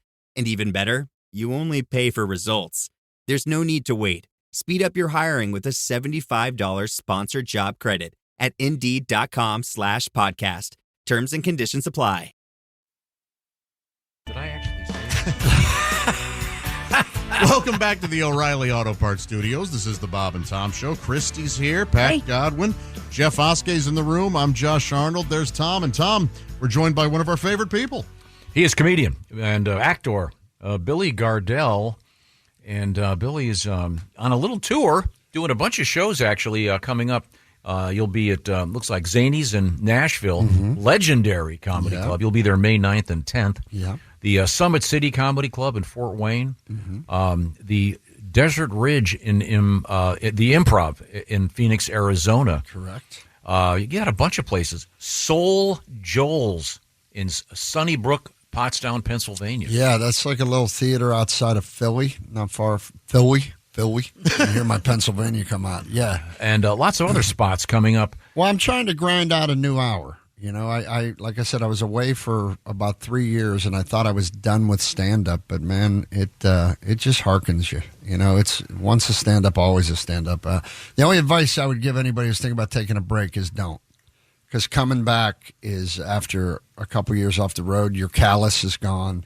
You know, your armor's all dinged up. You know, you have to get. So that's what this is about: getting back on the road and getting that rhythm, get my swing back, and then writing towards a new hour to see what happens. And when you did your breakout hit, Mike and Molly, yes, sir. Was that your very first appearance on television? No, my first appearance was, I want to say, in somewhere around '97. I was a guest star. I got a guest starring spot on The King of Queens, where I played, it was his football team reunion, and me and another guy got to play these guys that kind of used to give Patton Oswalt's character a rash of trouble in high school, and they played on that. And then there was a thing where Kevin James got the game-winning block, but they were giving credit to somebody else, and he couldn't hold it together. It was a fun episode. And then I did little, I was man number 3, and then, the plumber and stuff. I did a bunch of those.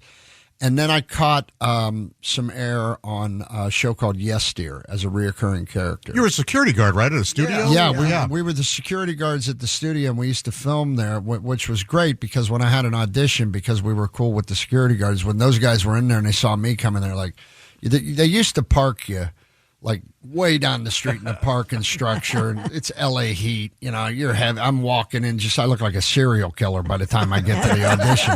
But because we were cool with those guards and we played them, they would always sneak us into a parking spot that a producer wasn't in. It's like, take 454, but be out of there by 1. Got it. All right, I'm all good.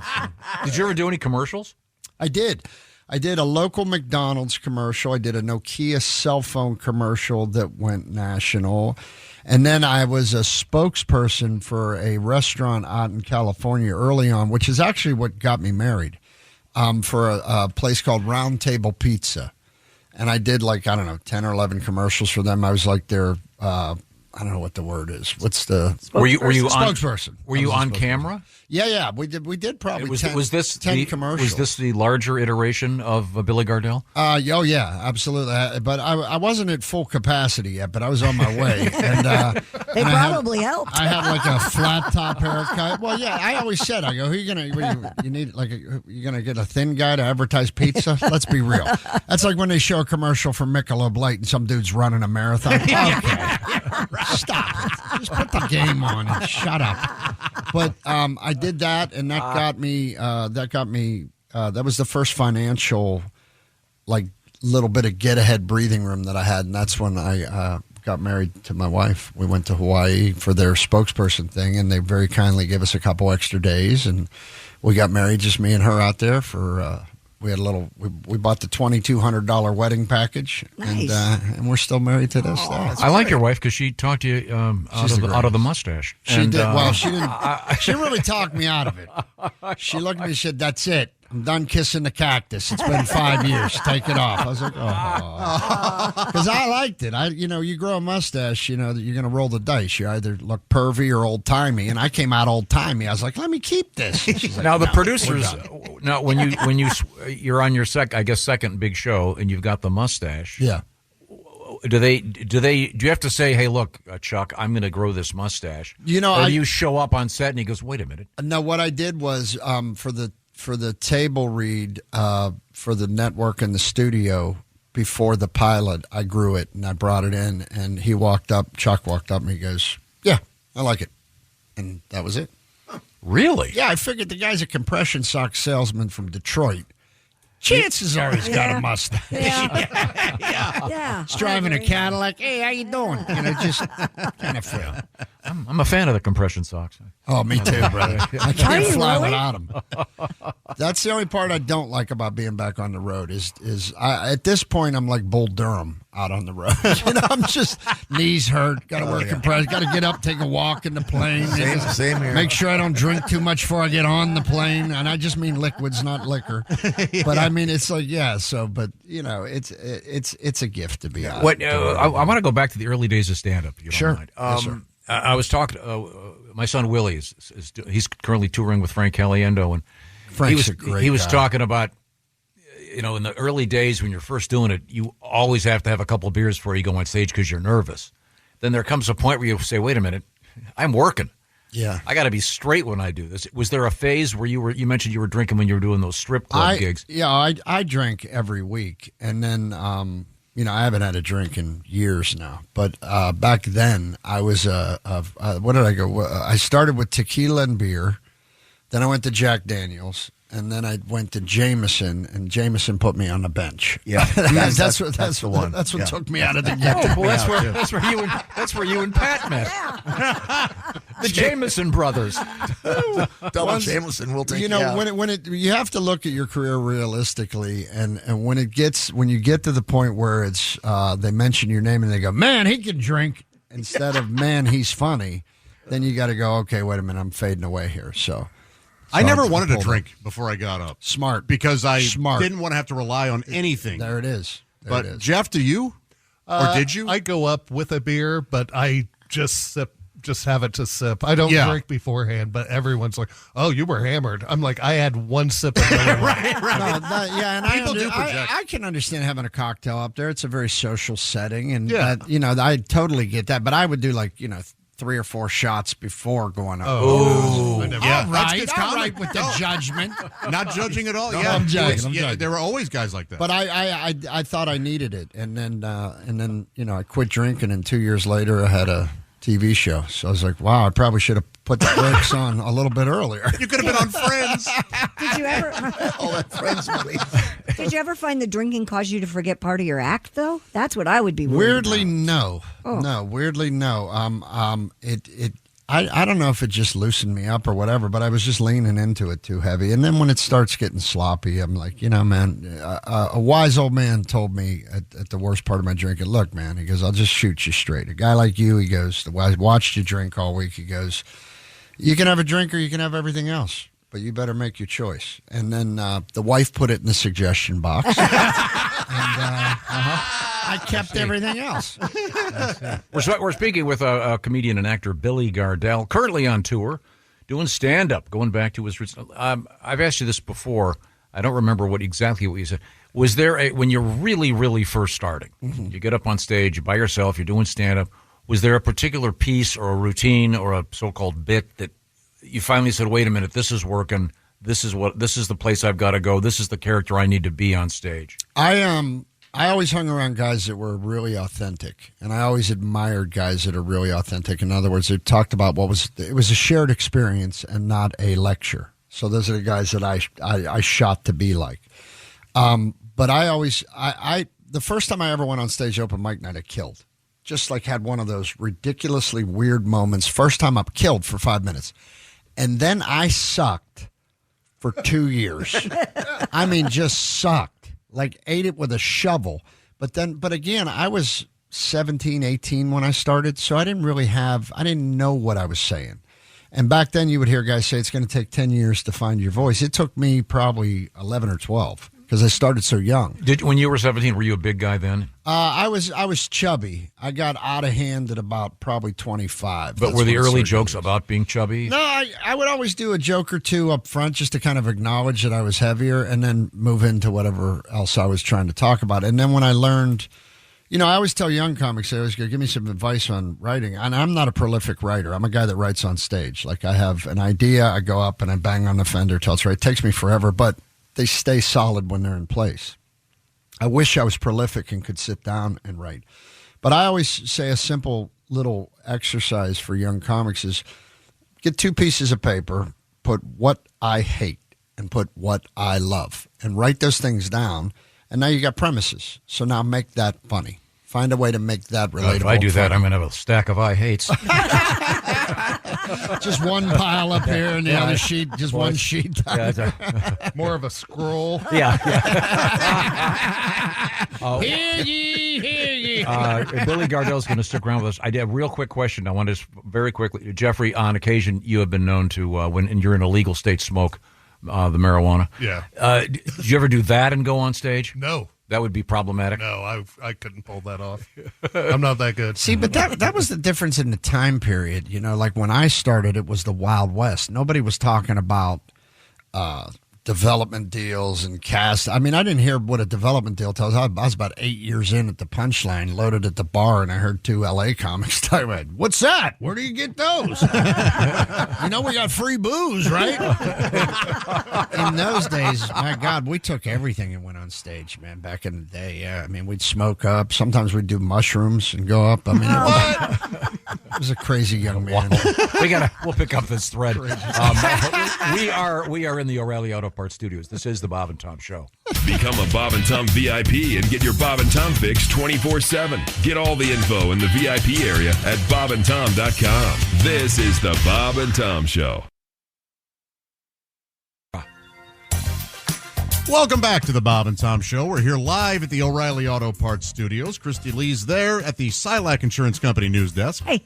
Looking adorable as ever. Oh, thank you. Pat Godwin, also looking adorable as ever. Even at my age, thank you. Jeff Oskey's over there running the board today.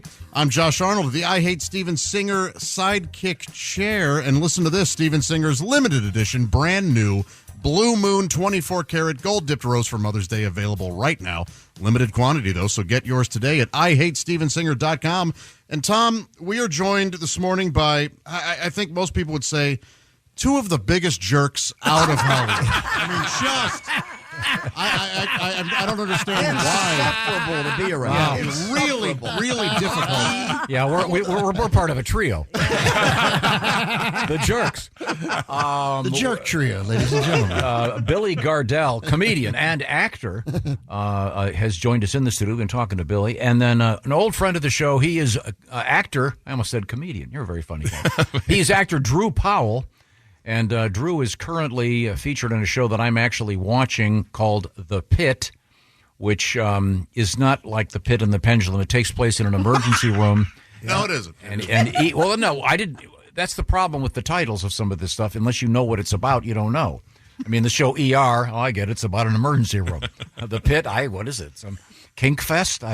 In any event, it's a great show. Pittsburgh ER. It's a great show, and it takes place. Each episode of the show is 1 hour of real time. That's right. In an emergency room in Pittsburgh. Yes, sir. Yeah. And it's incredible. Now, I'm like 4 or 5 episodes in. All I've seen is you are in the waiting room bitching at everybody. And I have been told it gets worse. Yes, well, it is an incredible show. It was awesome to be a part of. Noah Wiley is the star. You might remember him from ER. We were actually on another show, on a show called Leverage in New Orleans. Great show. We had a lot of fun with that. He was acting in that in the morning and then writing for The Pit in the afternoon. And so that guy was doing double duty, and he was telling me about it, and he's like, I said, ooh, man, this sounds pretty good. And he said John Wells, who did ER and The West Wing and Shameless, and Scott Gemmell, who did the original ER. I'm like, this sounds like this is going to be really good. And I said, you better get me in there. There you go. And I still had to audition, believe me. Now, what is it like? We have 2 actors in here, and you guys have never met, but you immediately start comparing, and all of a sudden you know certain guys. How do I get on that? Oh, yeah. Yeah, well, I mean, I loved what you said the last bit about how you and Lance would see each other. Every audition. Exactly. I have the same thing. For me, it was Eric Stonestreet, who ended up doing. He's a great you find your crew for whatever. And it's your type, right? Yeah, so there's just a room full of guys like you. Exactly. Me and Eric were you guys like 5 years down the road. That's great. But now in today's world, we were talking not too long ago. you audition you're in your kitchen with a video camera, so you don't have that thing of seeing the same guy that looks kind of like you that can do the same thing. And I don't care for it. Do you like the phone audition? Because I believe you bring your energy into the room, and I used to like that. Yeah, absolutely. I mean, it's true. You've been great here today, but every time we have on the phone, it's just miserable. It just stinks, right? Really stinks. When you do an audition on the phone, it's right up there with, I'm eating olives, everybody. Hey, everybody, I'm eating olives. Yeah. Okay, great. Yeah, no, it's I did one yesterday in my parents' living room with my wife on the FaceTime. My wife's right? That was my next, you to read this. That was my next question. So if your wife's doing it, all of a sudden, does she become a director and go, wait, that was a terrible They're take? born directors. Absolutely. Yes, she directs my life. And producers. Let's try that again. We need some more hair and makeup over here. Feeling, please. Well, I've read sides. That's right. I know the terms. I was reading something for comedian Greg Warren. He was auditioning for something. Greg. And he started yelling at me because I was really acting. He goes, hey, you're not auditioning for this, right? You know what's funny, dude? Greg Warren was the original Molly. Oh, and I'll tell you how. I got the audition for Mike and Molly, and I was working on my audition, and I was in St. Louis, and I was working the Funny Bone there, and Greg was in town, and I go, hey, man, can you come over and just read these sides with me?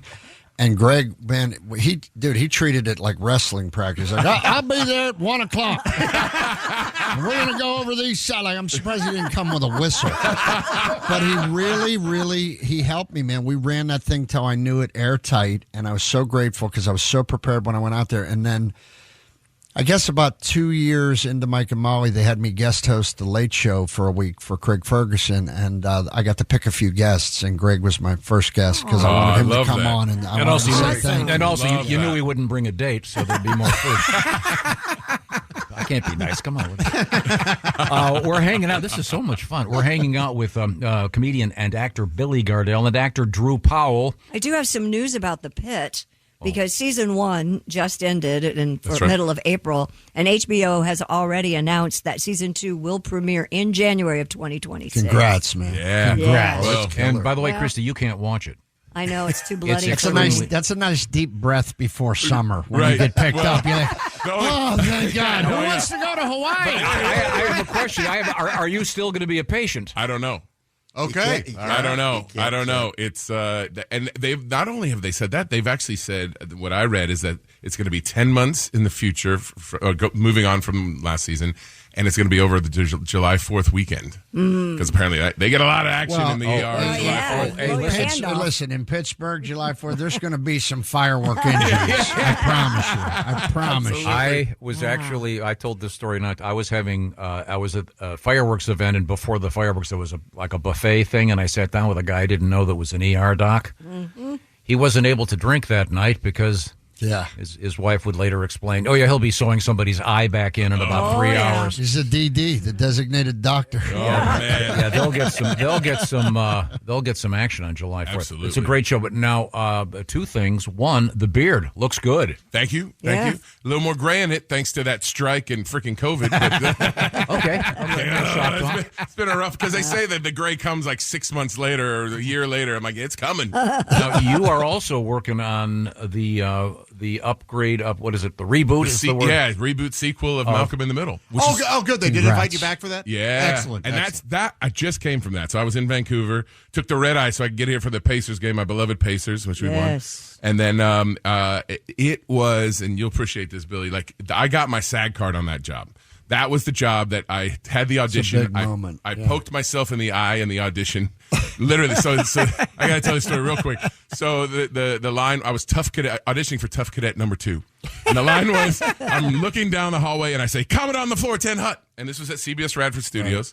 Right down, I walked there from my little place where I was living. It's packed. The producers, the directors, the casting. It's in one of those tiny little rooms. Guys sitting on the edge of the couch. It's just packed. Nervous. I got my little army shirt on. I'm like, it's a big moment. And I say, "Coming on the floor, 10 Hut." And when I tell you, I hit eyeball. Like I felt the gooshiness of my retina. And I just yelled an expletive at the top of my lungs because there was no trying to couch it. And so I'm down with my hand over my eye, and it's quiet for a minute. And then the laughter starts, and then it gets bigger, and then it gets bigger, and then a dude fell off the couch. They absolutely wet themselves laughing at me, probably. But I got the job, and what happens is you get Taft-Hartley, and they say, well, we couldn't find anybody, so please let him in the union. Yeah. And that's a big moment, I right? got Taft-Hartley, too. Yeah. That's great. On what Yeah. show, do you remember? I don't remember. It may have been King of Queens. That might have been the one, because that was my first was one. a But chat. I had a similar thing happen to me, but it was because it's like a weird thing happens while you get the job. Yeah. I auditioned for Desperate Housewives one year, and I can see it. It was all these muscular... Like, there was supposed to be an undercover detective, but he's supposed to be real handsome and rugged. Yeah. And I opened the door, like the Michelin Man. And it's a room full of guys that look perfect. I'm like, you know what? I'm staying. Yeah. And I for somehow I got that part, and I ended up I had a scene with Eva Longoria, got to kiss her to cover the bad guys. And it was great to just put all those muscle guys on the unemployment. Yeah. Doesn't that feel good? It really did. Yeah. It really did. I'm Yeah. not usually a spiteful person, but that day, love it. yeah. Everybody looks like Clark Kent. I was reading this book about just to say this very, very famous actor, and he was saying no matter how good people are and how famous they are, actors are all the same. It'll always be. He was literally working with Laurence Olivier, and he goes, "I'm not sure I'm going to get a gig after this." Yeah. The minute you wrap, Absolutely. you think, well, it's over. Yeah. You do. Dustin Hoffman said the best part about being an actor is you're always running scared, and the worst part about being an actor is you're always running scared. There it is. It's the truth. So now, are you done with Malcolm in the Middle? Yeah, we finished. They're still going, but so basically, it's 25 years on, and everybody's back. I have to tell you, man, it was such an emotional experience. I was so surprised because we all came back. I hadn't seen most of these people for 25 years. I just worked with Brian's daughter, who's in the pit. She plays Mel King, the one with the sister, and she's really talented. She's on the spectrum in the show. Yeah, I think so. Yeah, that's kind of what they're implying. So it was like everybody just kept hugging and crying. There's just because you don't get to do that in a show, and you don't get to come back 25 years later. In fact, Brian said it was me and there's two other cadets. We were in the military school, and he said, "You guys are the age I was when I was doing Malcolm in the Middle." Wow! It was like, whoa, this is full circle moment, and everybody picked up where they left off. The first thing I walk in the set and I see Brian and Jane, Hal and Lois, like making out in the corner, and everybody's trying not to be loud because we're all laughing so hard.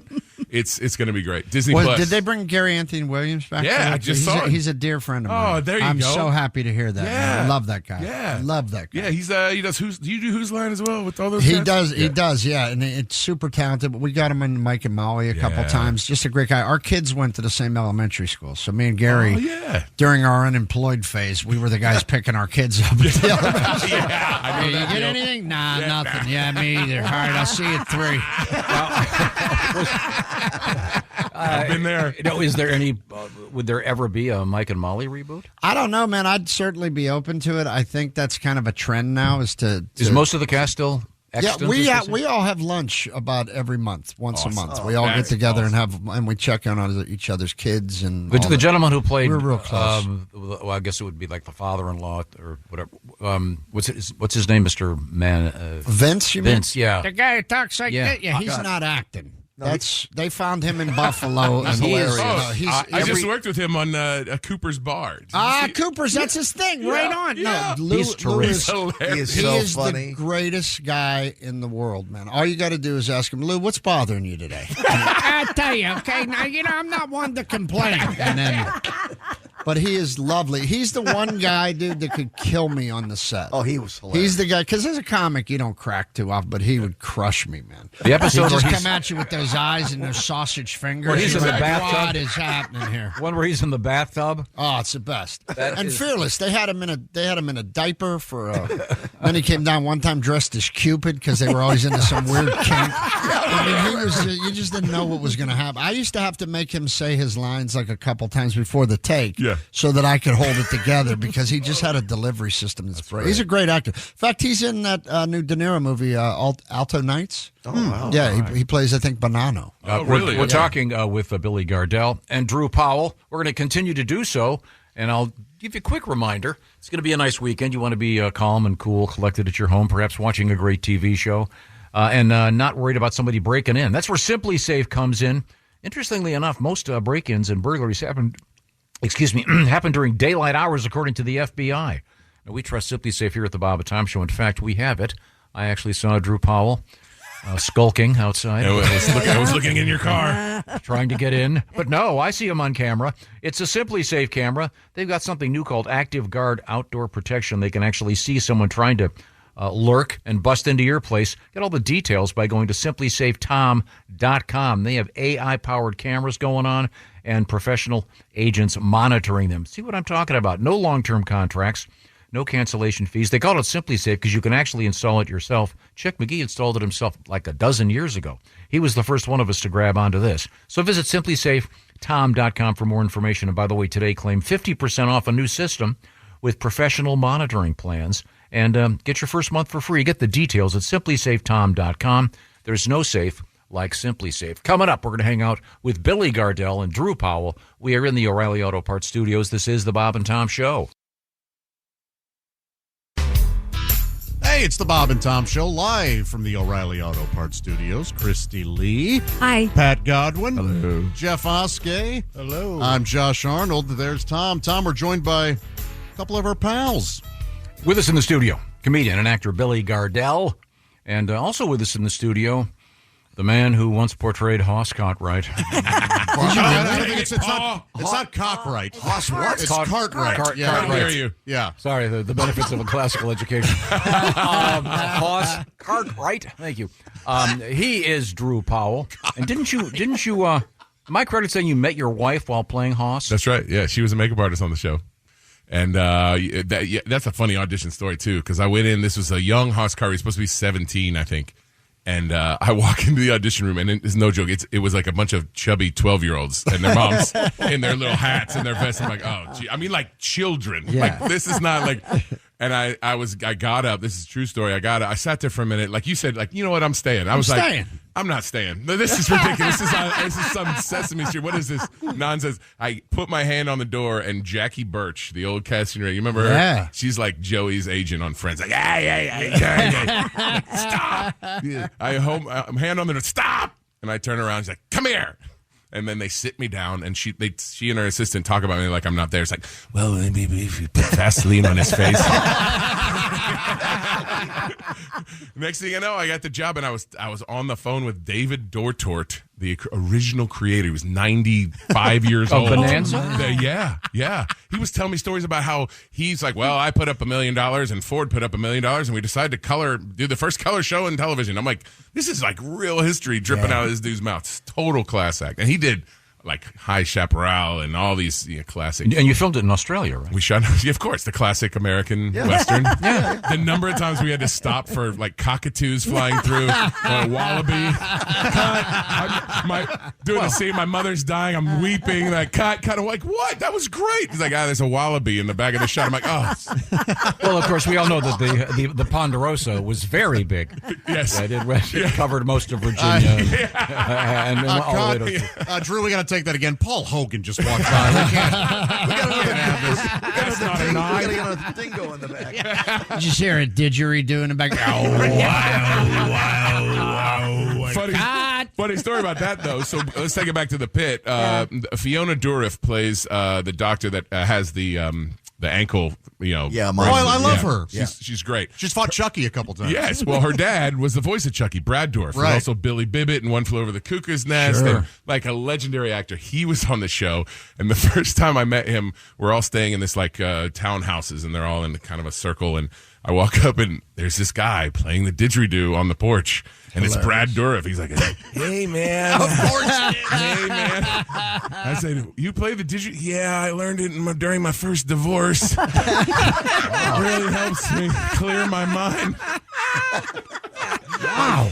He was the one that said, I was at Woodstock. He's like, yeah, man, they said don't take the brown acid. I already took the brown acid. Too late. The didgeridoo, wow. Yeah. He was really good at it, too. It was impressive. What is it like a bassoon or something? It's a big tube. Yeah. It's almost like a made root, of wood. Right? Yeah. A root. Perhaps. No, it is wood, but it just looks like a... It's incredible. I think I have the sound of a didgeridoo. Oh, ladies and gentlemen. That's it right there. There it is. That is beautiful. This would be good on an alien movie. That clears your mind. That makes mine hurt. I don't know. But the thing about it's a circular breathing, so they never stop. So they inhale, through the nose while they're breathing out. That's the tricky. So I think that's the zen of it all. That's why parents don't ever want to get one for their kids, because it never stops. Right true. there. That's awful. True. Wow. Yeah, but that was a hell of a job. Veronica, my wife, swore she'd never date an actor. Yeah. And I promised my agent I wouldn't fall in love. Literally, the last thing's like, don't fall in love when you go down there. I never. It happens all the time. Exactly. How long were you in Australia? 9 months. Oh. Yeah. Yeah, and it was one of those deals, this, where we were going to shoot in L.A., and then I get a call when I'm back in Indiana visiting my sister's high school graduation. They're like, so a little change. We're going to Australia. I need you to pack for 6 weeks or 6 months, because we don't know what's going to happen. And I was there for 9. Whoa. So talk about a life changer. What happened to the movie? Which was one? it? Was the Bonanza movie on regular screens? It was a series called The Ponderosa, and it was on PAX TV, which was, we were on right after Billy Ray Cyrus. He played Doc, the country doctor in the city.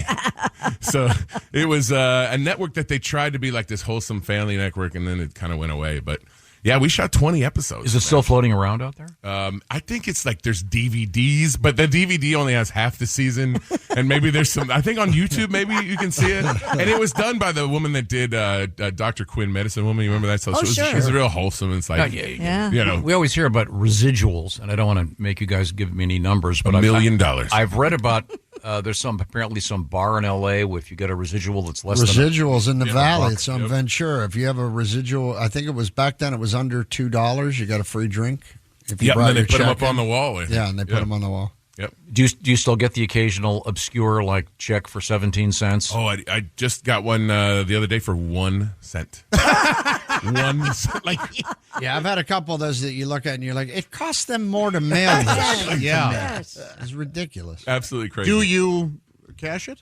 Hell yeah! I was going to say. I earned that penny. Yeah, right. That's the thing about residuals, though, is that most of the time who can figure out how it's structured? So it's just like money that comes in the mailbox. That's why the one thing about the strike was you realize that was all gone for a big, because it's leading up to, it's over. So I realized I didn't really think much about how important that was until it was like, oh, that's gone. That hurts. Yeah. So Well, that's what happens when you allow the nanny to go negotiate your contract. I never went to college, but I think we should have sent a lawyer. Your representation. This guy was number 2 on Magnum in '78. He's going to be talking for us. Once a week they'll go, talks have stalled, and we're like, they probably got tired of hearing Fred directly. We just need a break. From All right. Unbelievable. If you're just joining us, hello. This is the Bob and Tom program. We are in the O'Reilly Auto Parts studios with 2 great guests, the distinguished actor and comedian Billy Gardell, and an actor that was been a friend of the show for a while, played Haas Cartwright, currently seen in The Pit. You said it again. Did I say Cartwright again? No, you still kind of said cock. I mean, at some point we're going to have to yell Freudian slip. It is a Friday night. The bus station's open. Sorry. I will say real briefly, the guy that played Adam Cartwright was a friend of mine. He lived in Hollywood over on Franklin, right by Bourgeois Pig and all that. And he had at the time a chopped off convertible, like a 60-something Continental. And one morning he gets into this car, and in the back seat is a VHS tape. And he puts it in the VHS. It's called the Ponderosa. Excellent. Is exactly what you parody. thought it was. A wonderful parody. Ponderosa. Oh, dang it, Paul. No, I don't. Are there? I'm assuming. Is there a sphere of pornography that is based on sitcoms? Do they do like a? I'm sure, yes, of course. There have to be not the Brady's or whatever. The Dick Van Dyke Show. Was there a Mike and Molly one? No, I don't think anybody was putting us in a porn parody. Imagine hearing Lou in a porn. Oh yeah, that's it, right there. That's perfect. Nice work. Let's talk with Billy for a second. Billy Gardell. We talked a little bit about your early days. Yes, sir. doing stand-up, and then did you always in the beginning think I could be an actor? Was that even on the? It was actually, that was one of my goals. My first goal was to pay the rent with stand-up, and my second was to figure out how to get into sitcoms because that was what I loved to do. That's what I set out to do. Were you in the school play, that sort of thing? I had a great drama teacher in high school. You know, I was supposed to graduate in '87, had to take another lap, and the only reason I did was because my grandmother guilted me into. I just want to see one of my grandkids walk across the stage. Thanks for dumping that on me. So I stuck around, and I got to be friends with the drama teacher, a guy named Kid Haskett. And in high school, this guy they won the state festival in Florida every year. I mean, this guy made us do real work. Like, we did the Ballad of the Sad Cafe. We did the Book of Job. We weren't doing like Our Town. And this guy, even in 11th grade, he was teaching us about Meisner and Stanislavski. Wow. And, like, he really, I owe that guy. Because I would skip school a lot in high school, and he would say, look, if you're going to skip, just come here, and we'll talk about theater, and we'll talk about acting, and you can help build sets. If you're really going to do this, just come here. So I spent like 4 hours a day with that guy, and he really changed my life. Drew, were you a high school drama guy? Yeah, and I was just thinking that as you said that, how many of us have that story of the one person that really took you serious at what you wanted to be, right? And look, I was a ham from a long time ago. Like in kindergarten, they had me around doing the night before Christmas because I had it memorized. And but Carol Bellis, God rest her soul, she was the choir and drama teacher at Lebanon High School in Indiana, and she knew that I had the thing, and so she, like, our junior year we did Fiddler on the Roof, which we had no business doing that musical in Lebanon, Indiana. But were you on the roof? Yeah, I was Tevye. You were Tevye? You played Tevye? Absolutely. Yeah, it changed my life. We have the disease. We need the cure. Exactly, yes. That's outstanding. Oh, I loved it. And I got into it. I did the research. I saw the touring show came through IU. We went and saw it. I was studying what is a pogrom in Russia. So I really, and then the performance then was like the best. Like when you do the homework and you're just out there and just like every moment I was soaking it up. So, and that was the moment like, oh, I think I want to do this for the rest of my life. I had no idea how in the heck that was. Do you still remember some of the lines? Oh yeah, all the songs, I sing them all the time. Now you're more like heavier, bigger fella. Wouldn't have to work hard.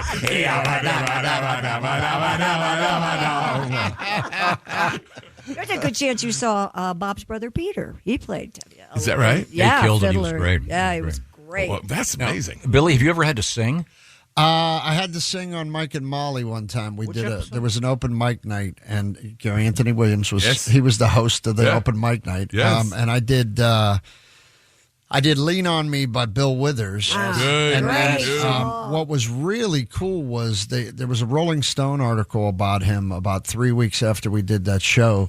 And they asked his wife, what's his favorite things to do? And he said, well, he loves to listen to music, do the crossword puzzle, and watch Mike and Molly. Oh. So we put that up on the bulletin board because we thought that was just a gift from the heavens, which was really cool. Are you really good at memorizing lines? Some people I know can read it once, they've got others really struggle. I have it's musical to me. So once I hear it, it's in there.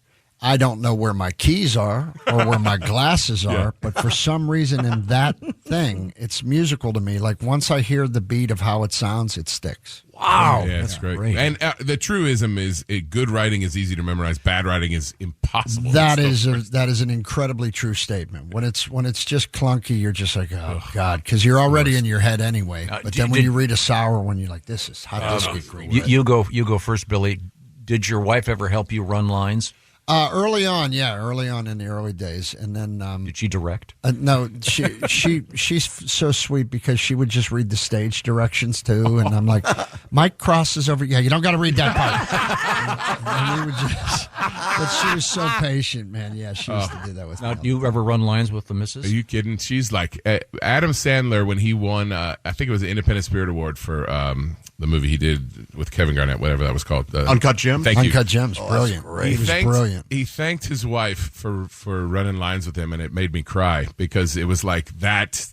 Like my wife is, I mean, I can't do it without her. She hates it. She's like, oh God. Yeah, another they're, one. They're not excited about the audition. not excited. They're not as excited as we are. About the audition. And I can see you. I can see you going. By the way, this is a nude scene, and I really, in order for you to for me to get into this, you're going to have to take your clothes off. Sorry, it's the art. It's for the art. Yeah, my wife is very secure about all that. She was great. Like I remember my buddy Joey O'Connell's a great comic as well, and he was my dialogue guy, been my stand-in for years. But he'd be over, like we'd be watching football, and they would do the. You'd have the little head thing in the bottom, Mike and Molly coming in, and it would show us kissing. And he'd always try to rile her up, but she'd be coming through the room and go, Patty's kissing somebody else. And she'd go, better her than me. She was always great about it. Absolutely. Yeah. My wife was a makeup artist, and she's actually had to put, so she understood all that anyway. Yeah, but she also, like, if I ever were to, like, rib her or something, like, well, yeah, I did have to put the, the cock sock on the actor. I was like, all right, enough. I don't need to hear about it. You win. That's my favorite brand. Right now, real quick, I want to remind you. that on the air? That's a thing. I've seen the band wear them on the stage. Yeah. Chili Peppers. Yeah, Chili Peppers. Yeah. Absolutely. Right now, I want to remind you, Mother's Day, when is it, Christy? A week from? May 11th, a week from Sunday. Okay, the clock is ticking. This is where Raycon earbuds come in, a great gift, because perhaps that mother of yours wants to spend some time by herself, pop in the earbuds, and music. Quiet. Perhaps anything but you speaking. The Raycon earbuds, they're perfect for this. They cost about half as much as those little white ones that keep falling out of your ears. How about this? Raycon earbuds, now a 32-hour battery life, and they've got a quick charge function. Just 10 minutes will give you more than 90 minutes of battery if you let them run out. The Raycon earbuds, they're also going to fit every ear. They're not going to fall out because they have adjustable gooey things, the name of which I forget. Gel tips. Thank you very much. Raycon's everyday earbuds, 30-day happiness guarantee return policy, by the way. And today, 20% off all over the site. So a good day to buy something for those moms out there. BuyRaycon.com/Tom is the way to go to save that 20%. Once again, BuyRaycon.com/Tom. Don't forget the over-the-head headphones. They're perfect for your kids when you're traveling because they'll get lost in their iPads and you can be free again. Oh, sorry, I was getting wistful. It's BuyRaycon.com/Tom. We are in the O'Reilly Auto Parts Studios. This is the Bob and Tom Show. Thanks for listening to the Bob and Tom Show. Portions of the show brought to you by Champion Windows. This is the Bob and Tom Show. Instantly. Hey, it's what the hell's the name of this show? The Bob and Tom Show. We're in the O'Reilly Auto Parts Studios. Christy Lee, Pat Godwin, Jeff Oskey. I'm Josh Arnold. Tom, we're joined by two of our favorite guests. It's a little bit of inside acting and comedy radio today. We have comedian and actor Billy Gardell and a very funny guy who happens to be an actor. He is Drew Powell. Billy on tour right now, doing some stand-up comedy back in the clubs, having a great time. And Drew, fresh off the set of The Pit, which is on Max. That's correct. Which is a really dumb move by changing the name of HBO. But it's silly. Here's a good idea. We got a great brand. Let's switch the name up. Probably took 18 people to make that decision.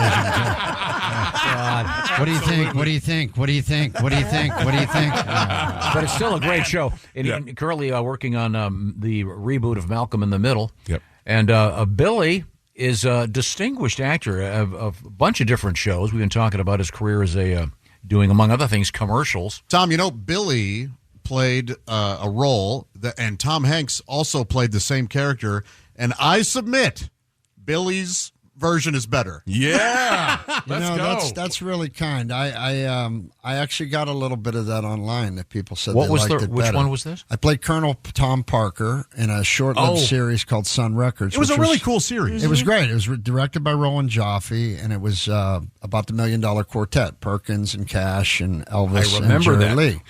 And it was I think it's some of the best acting I did. I think about 8 people saw it because it was on CMT, and then they got the price tag and said, we should probably go back to the shows where people catch fish with their arms. Did you? And that was the end of that. But it was a joy to play that. Billy, you were wonderful. Thank you, Billy, brother. did you do awesome, the crazy Tom Hanks accent for the...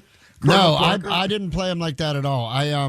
My dad was a huge Elvis fan, and I'm actually in the Elvis Museum now across the street, the Car Museum. There's a poster of me as Colonel Parker. All right. My dad, like when I got successful, we took my my wife's parents and my parents, we gave everybody their bucket list dream wish. Like, where do you want to go? Anywhere you want to go. So, like, her mom wanted to go to Hawaii, and my mom wanted to go to New York during the Macy's parade. And when we got to my dad, he's like, I want to go to Graceland. Nice. I'm like, Dad, I said anywhere. I said any, but my dad was the only guy. He loved Elvis so much. My dad was the only guy I ever knew that hated the Beatles. Because, and I quote, those hippies knocked Elvis off the throne. All right. Wow. All right. Okay. All right. So, but I got to play him. But when I talked to they gave us a lot of access. You know, like sometimes you get a role and people will go, okay, talk to this guy. He was there. Yep. So we got to talk to some of the Memphis Mafia, and we got to talk to the CEO of Graceland. And he said, look, when you play Colonel Parker, he goes, just remember, he did a lot of awful things, but he was so likable. It's the only way he got away with it. So if you just play him dark, nobody's going to believe he could con you. He was a con man, so you got to play him with a twinkle in your eye. So ironically, here's a Malcolm in the Middle reference. The two people that I based him on or mixed up the soup with was Foghorn Leghorn and Walter White. Oh, I figured if I put those two together, awesome. That's a good cocktail for this guy, and it made him likable and devious. Oh, so it was really great. cool. I love that. Fantastic. I freaking love when that. you guys are working on a contemporary show of some sort, is there a rule about cell phones? Do they have to be offset, or There should be. Well, it's funny you say that. You're absolutely. So on the Pit, John Wells and Scott Gemmell, like, you are not allowed a phone on a set. Smart. And you're not allowed sides on set. Smart. So consequently, that means the script. Yeah, Josh sides are. They are part of the script. So other lines, not yours. yes. But that's good. They're setting the tempo that you need to be ready to work. Exactly. Yeah. And consequently, we were done by dinner all the time. Like, Yeah. there was no late nights. Sometimes they were done by lunch. It's almost as if you guys were doing your job. Isn't that crazy? Crazy talk.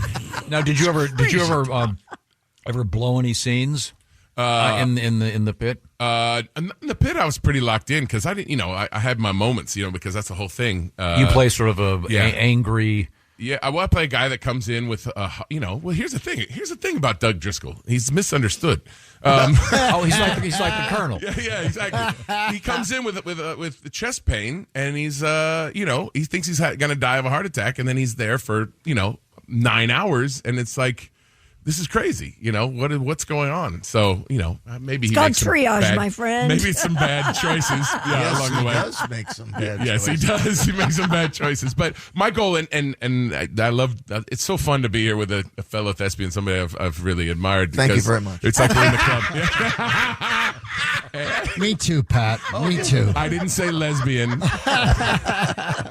But because there is this like camaraderie, this club, Yeah. it's insane what we do. This is It a is. dumb thing to do. It's insane. You're silly and dumb if you want to drive across the country to LA or New York and be a professional actor. But when you're doing it, it's the greatest thing in the world. best. And the process of it, which I know you really understand and appreciate, is like, it's part of the fun. I'm on the season finale of Tracker. Have you ever seen that show on CBS? No. Yeah. Big hit. It's I think it's like number Well, one you on got CBS. a nice or little something. string going. You Hey, got buddy, the we're on a Pit, roll. Come Malcolm, on. knock wood, baby, knock wood. I'll trade it all in for one Mike and Molly. You hit the top of the heat, baby. And I'm like, if they ever do a movie with me, it'll be the last sitcom star. I was the last sitcom yeah, star. it's true. Last comic to get over the fence. Here's my audition appointment from, it says 11/2/18. It's November to audition to play Douglas in Bob Hart's Abishola. You would have been my brother. I know. Oh, man. Son of a... They missed the boat on What that. happened? We had, who got that role? Matt Jones. Matt Jones got that for, and he was... I want him to die. What was he was on Breaking Bad. He was on Breaking... He's the guy. Yeah. Now, do you have your next gig? Good for him. Great guy to work with. Your next gig, is it lined up? And if so, just a yes or no will do if you can't talk. No. That's why I was auditioning in my parents' living room. Clothed? Say basement. That would have been funnier. That's why I was in my parents' basement. It was the TV version of Oh Calcutta.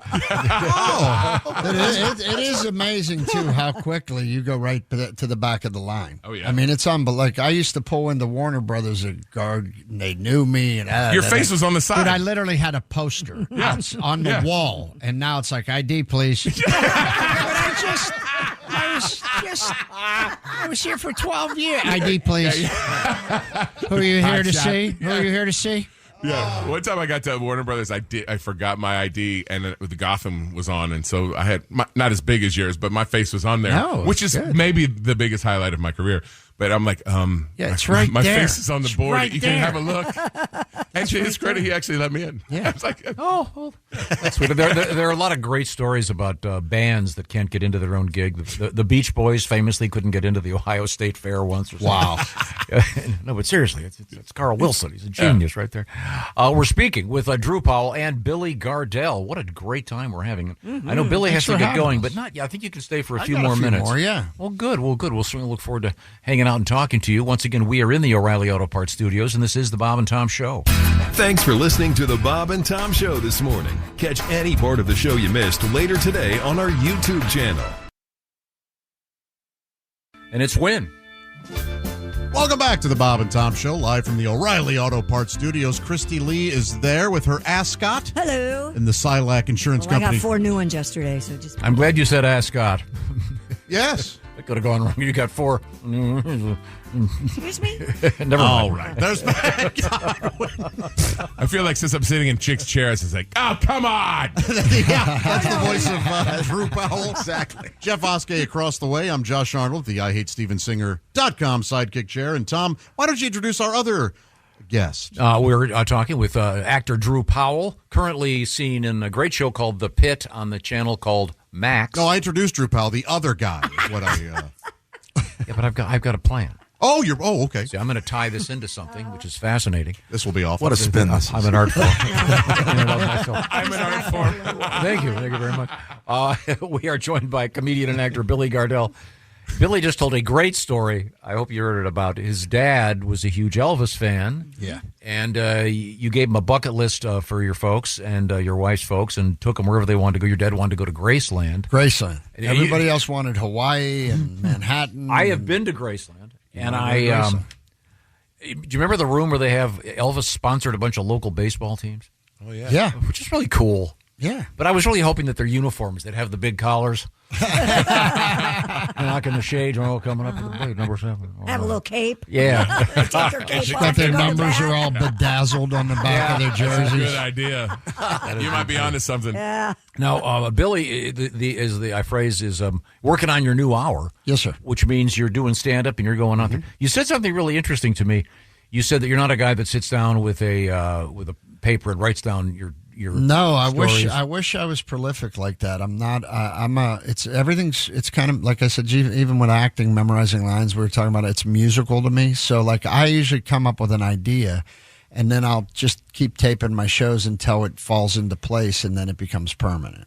It takes me forever, man. I'm a slow guy. I wish I had that discipline to sit down and bang it up, but I don't. It doesn't. So you work listen that to way. every single show, and then you pick out, oh, this worked, this didn't. Well, I'll fast forward to where that new part is, and then listen to that. And my little matrix is like, say I got like 3 new lines, okay? I'll do those lines, and if like 1 and 3 work, I'll take 2 out and then put 1 and 3 together, and then try to build on that. And it just takes me forever, but once it's there, it's pretty solid. Now, awesome. when you were So much making respect. a show like, say, Mike and Molly, and you're working with a great crew and going very, very quickly. Yeah. Do they do the thing where you get to watch it together, or you watch pieces of it? Do they show you stuff? I don't understand. Like what you- dailies? Like, no, but you can watch a playback to see something. If you were curious about how you did something, you go, can you run that on playback? did you for me? like doing that? I watched the show every week because I watched it like in the football game room. Tape.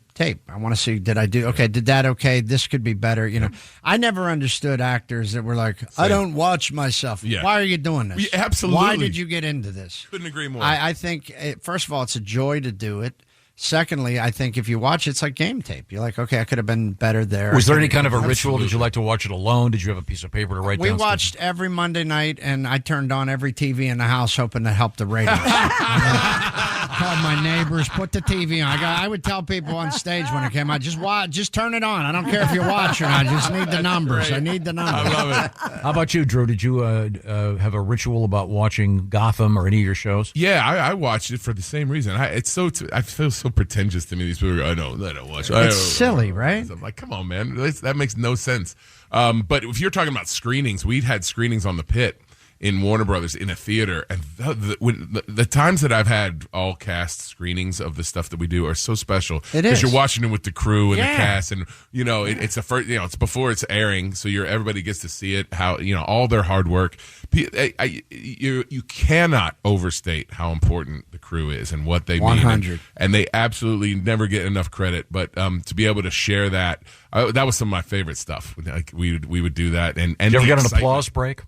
Yeah. Well, I mean, that's the thing. There's inside jokes and laughter when stuff happens, and yeah, we did that on the Ponderosa too. Like I remember that was my first series regular gig, and we were in a tiny town in country Victoria in Australia, and we were all staying in this hotel, and they'd take the ballroom and we'd watch it all together and have a drink. It was the greatest. It was the greatest. Yeah. One cool thing about the show The Pit, there's no music. Yeah. Which is That's right. interesting because they allow the actual action to dictate how you're supposed to feel.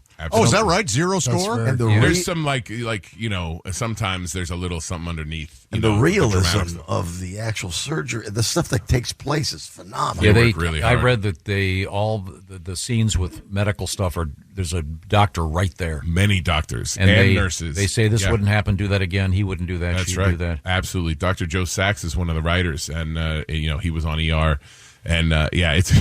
I mean, I didn't have to do anything. I was, screaming obscenities. But these poor actors, like all this stuff, and then they have to do it, and they have to make it look seamless. There was so much rehearsal for that. Well, let me play devil's advocate here for a second. Did it at any? Because your character, you come in and you have chest pains, and you're waiting forever. Yep. From what I understand, in an emergency room, somebody comes in with chest pains. That's the first person to go back. Yeah. That's the point. Did any That's the doctor point he say makes. Yeah.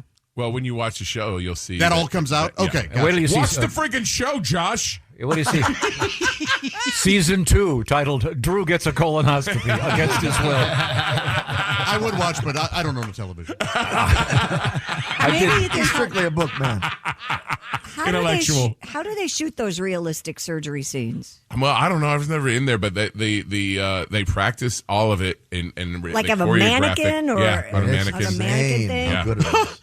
That or they cut some lady's leg off. Yeah. I'm not sure I saw that episode. And by the way, there's a scene where a woman's giving birth, and I saw more in that than I saw in my own child's birth. I was like, that's what it looks like? That was crazy. Yeah. And it's funny, you go in the makeup bus and there's like, oh, there's a penis and there's You mean They show catheters. The disattached? Yeah, Disattached, yes. This is not like a P. Diddy movie. No. This is so exciting talking It's about very interesting. I love. I did hear a really nice thing. Noah Wiley, who's one of the writers, and he's the star of the show, and he's an incredibly bright guy. But he was saying, I guess he was on ER for 15 years or something, and he was saying that a number of doctors, real doctors, have come up to him and said, "Hey, listen, the reason I got into this is because I watched you on TV." Yeah. And I thought this is for me. So even though they're not really healing people on the set, they really are adding to the culture that will produce great doctors down the road. You're exactly right. And then what happened is in COVID, that all went out the window because people saw these poor people on the front lines just getting blasted. Yeah. And so, there was a sense of like, that's why they wanted to do this show as a post-COVID thing. And that's a storyline, to try to bring more light to these incredible people that are saving lives every day. That's the heroes. thing. They see people on their worst day every single day. Every day. Yeah. Yeah. Did you ever do ER? No, but I have a buddy who's an EMT in Florida, and man, he said, it's unbelievable. Every time you show up to help someone, they're just screaming at you. Yeah. Yeah, man. You're there to help, and they're yelling at you. Yeah, it's insane. Well, today's world's different. I was talking to a friend of mine. You know that game Operation when you were a kid? Yeah. And you ever play doctor when you were a kid? Yeah, you know what I'm talking about. Oh, yeah. Well, no, I think we all yes, did, in but- today's world, when kids play doctor, they just stand there filling out insurance for them. And then get denied. Yeah, Not a lot of- exactly. You're going to have to file this again, sir, 3 times. I'm sorry. We've been taught to make you die. Billy, you've got such the ability to make your voice so funny, which I guess is great when you're a comedian. Have you ever been asked to do just like voiceovers for radio? Man, I did a couple for street cred with my kid. I didn't really ever go into that world, but I during Mike and Molly, my son was, let's see, he would have been 7 through probably 13, and his all-time favorite was Scooby-Doo. Like me and him saw every Scooby-Doo that was ever made ever. Yep. And so I called my agent and said, look, I need some credit with my kid because he doesn't care about the sitcom. So I did. I got to be on Scooby-Doo. I was the bad prison warden who was trying to keep the place shut down and haunted because I was going to sell it for a hotel or something. And I actually got to bring him, and he heard me say, and I would have got away with it, too, if it wasn't for you meddling kids. That's like a bucket list line It for really was. Absolutely. And then I did. I was the only voice to ever speak as a human in the Ice Age series. I did the Ice Age Christmas. I played Santa Claus, the original Santa. And That's then, what Santa sounds like. I did. I had no idea. I got to sing. I am coming to town. I'm singing in third person. And then the other one I did was Phineas and Ferb, which is another one that he loved when he was growing up. But I just did that to impress him. That's the greatest stuff. Oh, that's cool. Did you ever do anything like that? Yeah, I've done it. Like the voiceover thing is like getting in the mafia. It's a hard click. I was just going to say Yeah. it's a hard click to get It into, is. man. It really is. I've done commercials. I've done video games, which are weird when they strap the camera to your face while you're talking. And I've never done one of yeah, those. that's pretty wild. I was a voice for the Colts for a while. I could do their hype videos. That's fun as a big fan, you know. So I enjoy it. I hate that because people are like, you should listen to your voice. You should do voice. I'm like, I'm trying. I know. The problem is Give me a job. You sound just like John Cena, and he's getting them. I know. It's true. That is the And problem. No joke. You know, he was doing that almond commercial. I thought that was you for a while. They brought me in to do a voice match, and I didn't get it. Yeah. What? Because I thought that was you. The first time I saw those pistachio things with the elephant, I was like, Drew Powell's doing those. John needed more money. Here, I got Good for him. I got Good one him. for you that I didn't get that's great. I did the Aspen Comedy Festival in 1998. So then I come home from the festival, and there's the breakdowns for the pilot season, and one of them says Billy Gardell type. Oh. I go in, and I didn't get it. I'm like, are you kidding? Like, what? That's insane. It's in the breakdown. Billy Gardell type, and didn't get it. Apparently, I wasn't good enough to play myself back then. The first time I went to Vegas, the Righteous Brothers were playing at the hotel down the street, and I asked the concierge guy. He goes, "No, they're terrible now. They got to go see the fake Righteous Brothers. They're in that. They got a fake Sinatra. They got a fake Elvis. They're called the Self-Righteous Brothers. Wow. Billy, I know you got to leave. Unfortunately, I do. We love Billy Boy. Thank you guys for having me, Of for course. always having me over all the years. And by the way, if nobody says it to you, thank you for all you've done for so many comics. Awesome. You're very so many all very comedians, man. You have really put a lot of people on the map. If Thank we you, can only guys. jack up Drew's career. Hey, you and me, He's we're working rolling. together. Yeah, I'm gonna rub his shoulder. This Let's guy's go. got the smoke right now. Let's go. He's got me the and you, smoke. kid. We're gonna have a good time on whatever that All thing right. is. Right now, I want to remind you, it may be time to retire. And when it is, you're going to want to have some cash other than Social Security, of course. That's where something called an annuity comes in. Who are the experts? The Silac Insurance Company. Maybe you've got your money in the stock market right now. If you're like me, your 401k is now a 201z.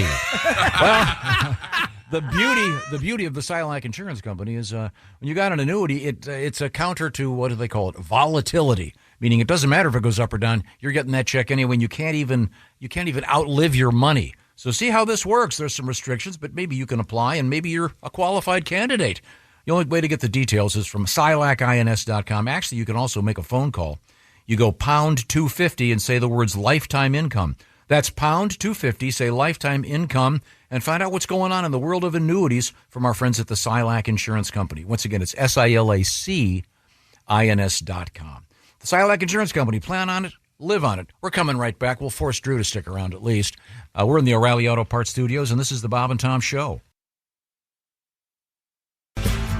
Welcome back to the Bob and Tom Show, live from the O'Reilly Auto Parts Studios. Christy, Pat, Jeff Oskey, I'm Josh. There's Tom. Tom, our more famous guest just left.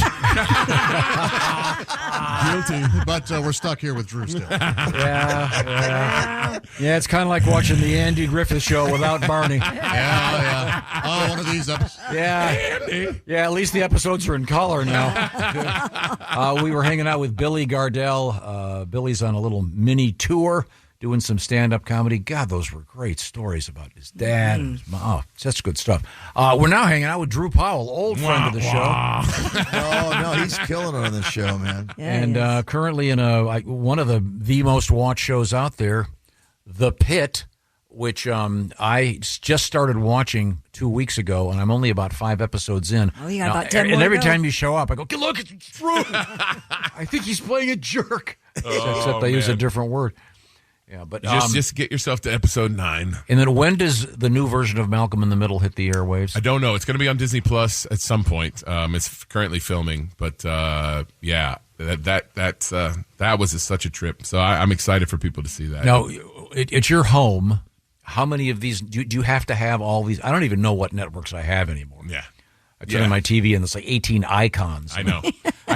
And what's going to happen is it's all going to go back to like, oh, here's a company that can put all these streamers together. It's cable TV. It's all going to come back around. Like, oh, yeah, we already did this, didn't we? Yep. I'd be happy to do it. Anything to simplify. Yeah, absolutely. You'd think that we'd get a free subscription or something. These jerks. You would. Yeah. It's like, come on, man.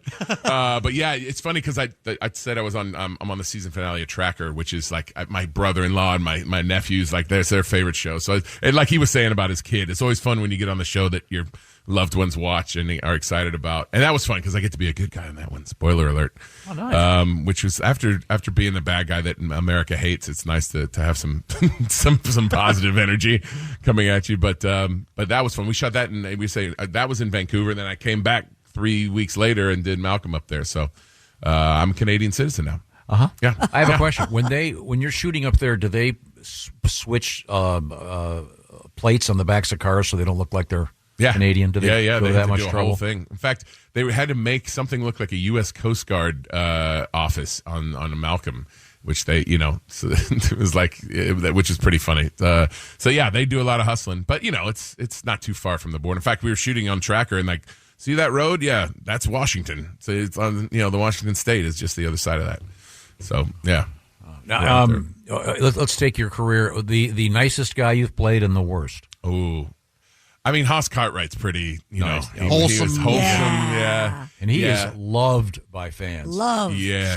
Still. Yeah, there's Dan Blocker Beach out there, down from Malibu. Is that true? Yeah, I had a picture next to it. Yeah. Aw. Yeah, it's cool. Yeah, I have a lot of respect for Dan. He was a guy that, in his day, he was a good dude, and we're the only two people that have ever played Haas Cartwright, so I feel like we're in a special little club together. But then there've been some nasty ones, like people, because then the reruns happen, right? So I was on NCIS, and somebody saw me on that rerun race, and I was like a human trafficker or something. It was like, really nasty stuff. Yeah, or on Hawaii 5-0.